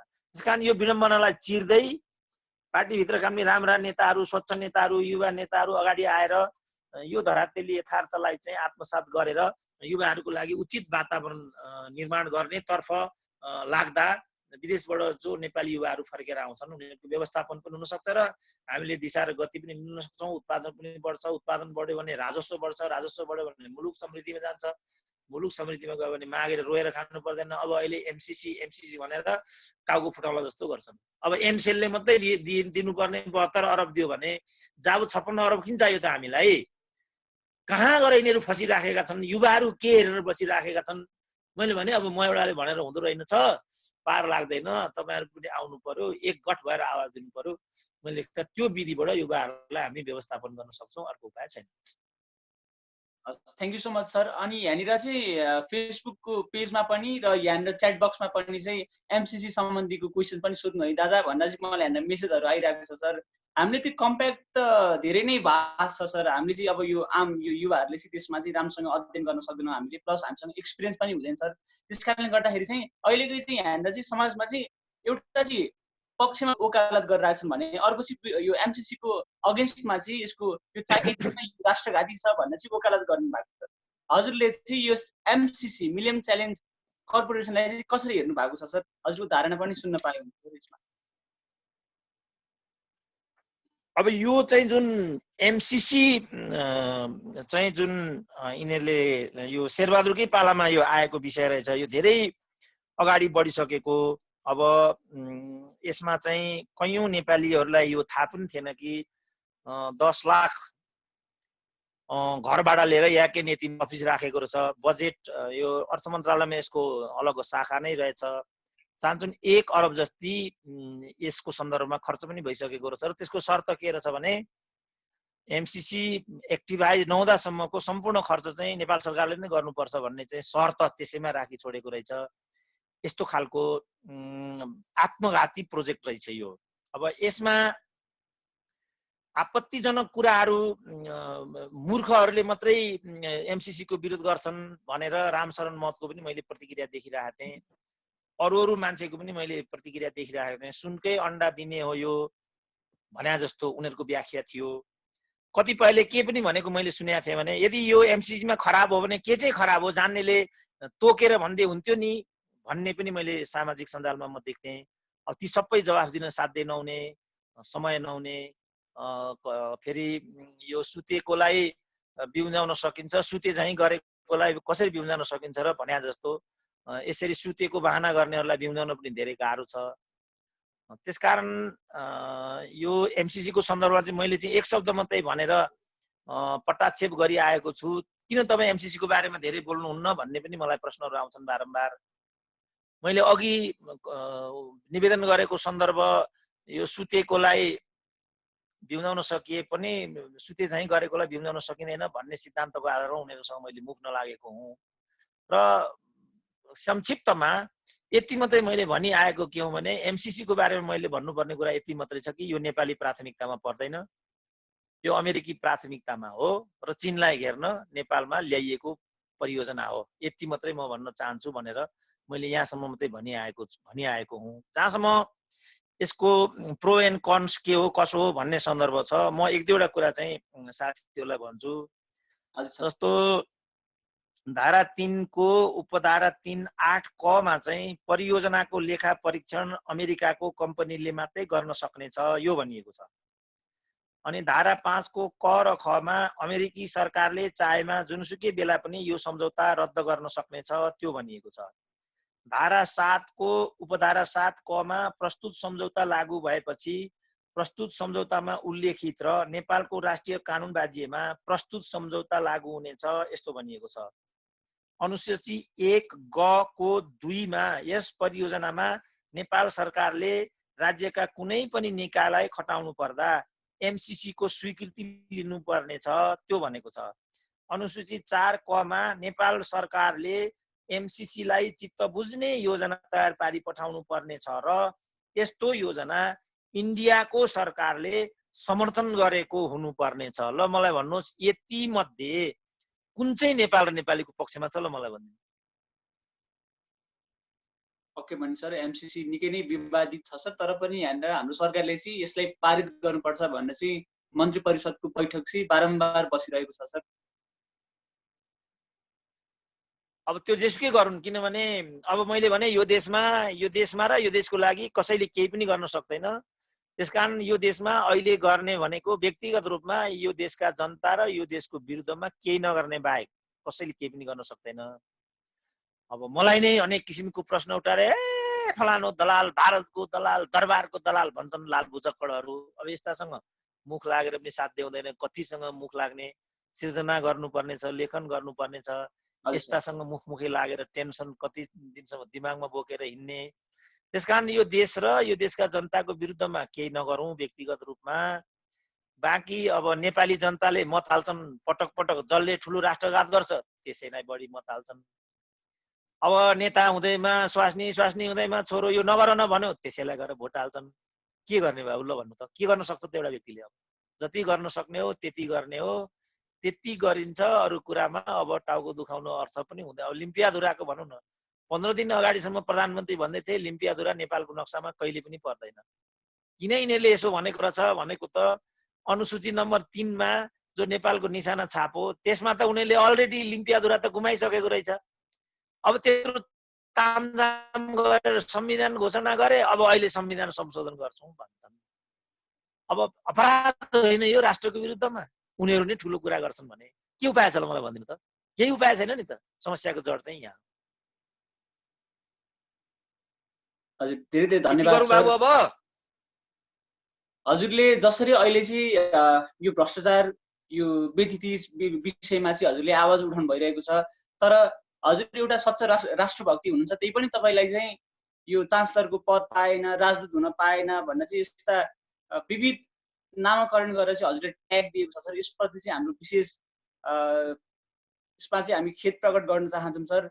आज जो दर्शक महानुभावहरू हाम्रो यस लाइभ प्रत्यक्ष हेरिरहनु भएको छ, हजुरको फ्यानहरू धेरै नै छ सर। हजुरको विचारधारणालाई मनन गर्ने, एकदम आत्मसात गरेर अघि बढ्ने चाहिँ धेरै नै छन् सर। हजुरले आज यस्तो व्यस्त समयको बावजुद पनि हामीहरू माझ आइदिनु भयो, आफ्नो धारणाहरू प्रकट गरिदिनु भयो, यसको लागि धेरै धेरै धन्यवाद। आजको यो सेसन हामीहरू विद्यार्थीहरू माझ ल्याउनु भएकोमा पनि हाम्रो डिक्यान डिफेन्स करियर एकाडेमी नेपाल डिक्यानको संस्थापक आदरणीय गुरु डाक्टर राजेन्द्र केसी सरलाई पनि धेरै धेरै धन्यवाद दिन चाहन्छु। अब भने म आजको यस कार्यक्रमलाई समापन गर्नको लागि चाहिँ हाम्रो यस कार्यक्रमको सञ्चालिका राधिका थापालाई चाहिँ अगाडि आई धन्यवाद ज्ञापन गरिदिनको लागि म अनुरोध गर्न चाहन्छु। धन्यवाद। धन्यवाद रञ्जित दाई।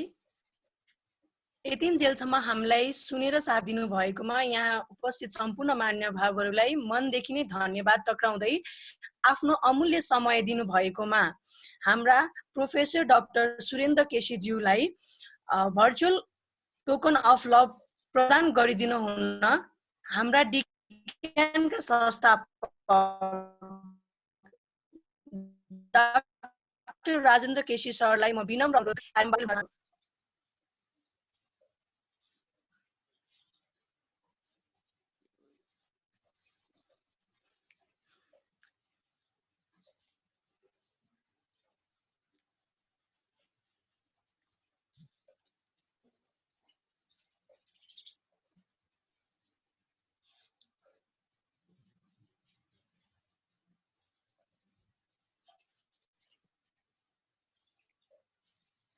हस्, धेरै धेरै धन्यवाद। हाम्रो आजको यस कार्यक्रमलाई सरल सभ्य र भव्य रूपमा सुसम्पन्न गर्नका लागि हामीलाई प्रत्यक्ष हेरेर साथ दिनुभएको सम्पूर्ण दर्शक महानुभावहरूलाई हाम्रो यस डिफेन्स करियर एकाडेमी नेपाल डिक्यान परिवारको तर्फबाट यहाँहरू सबैजनालाई धेरै धेरै धन्यवाद। र साथै आफ्नो व्यस्त समयको बावजुद पनि हामीहरूमा जोडिदिनु भयो, त्यसको लागि राजनीतिक विश्लेषक सामाजिक अभियन्ता आदरणीय डाक्टर सुरेन्द्र केसी सरप्रति पनि मेरो व्यक्तिगत तर्फबाट, हामी सञ्चालकको तर्फबाट र सम्पूर्ण डिक्यान परिवारको तर्फबाट यहाँलाई धेरै धेरै धन्यवाद प्रकट गर्न चाहन्छौँ। यति भन्दै आजको हाम्रो यस कार्यक्रम समापन भएको घोषणा पनि म गर्न चाहन्छु। हजुरहरूको बाँकी दिन शुभ रहोस्। धन्यवाद।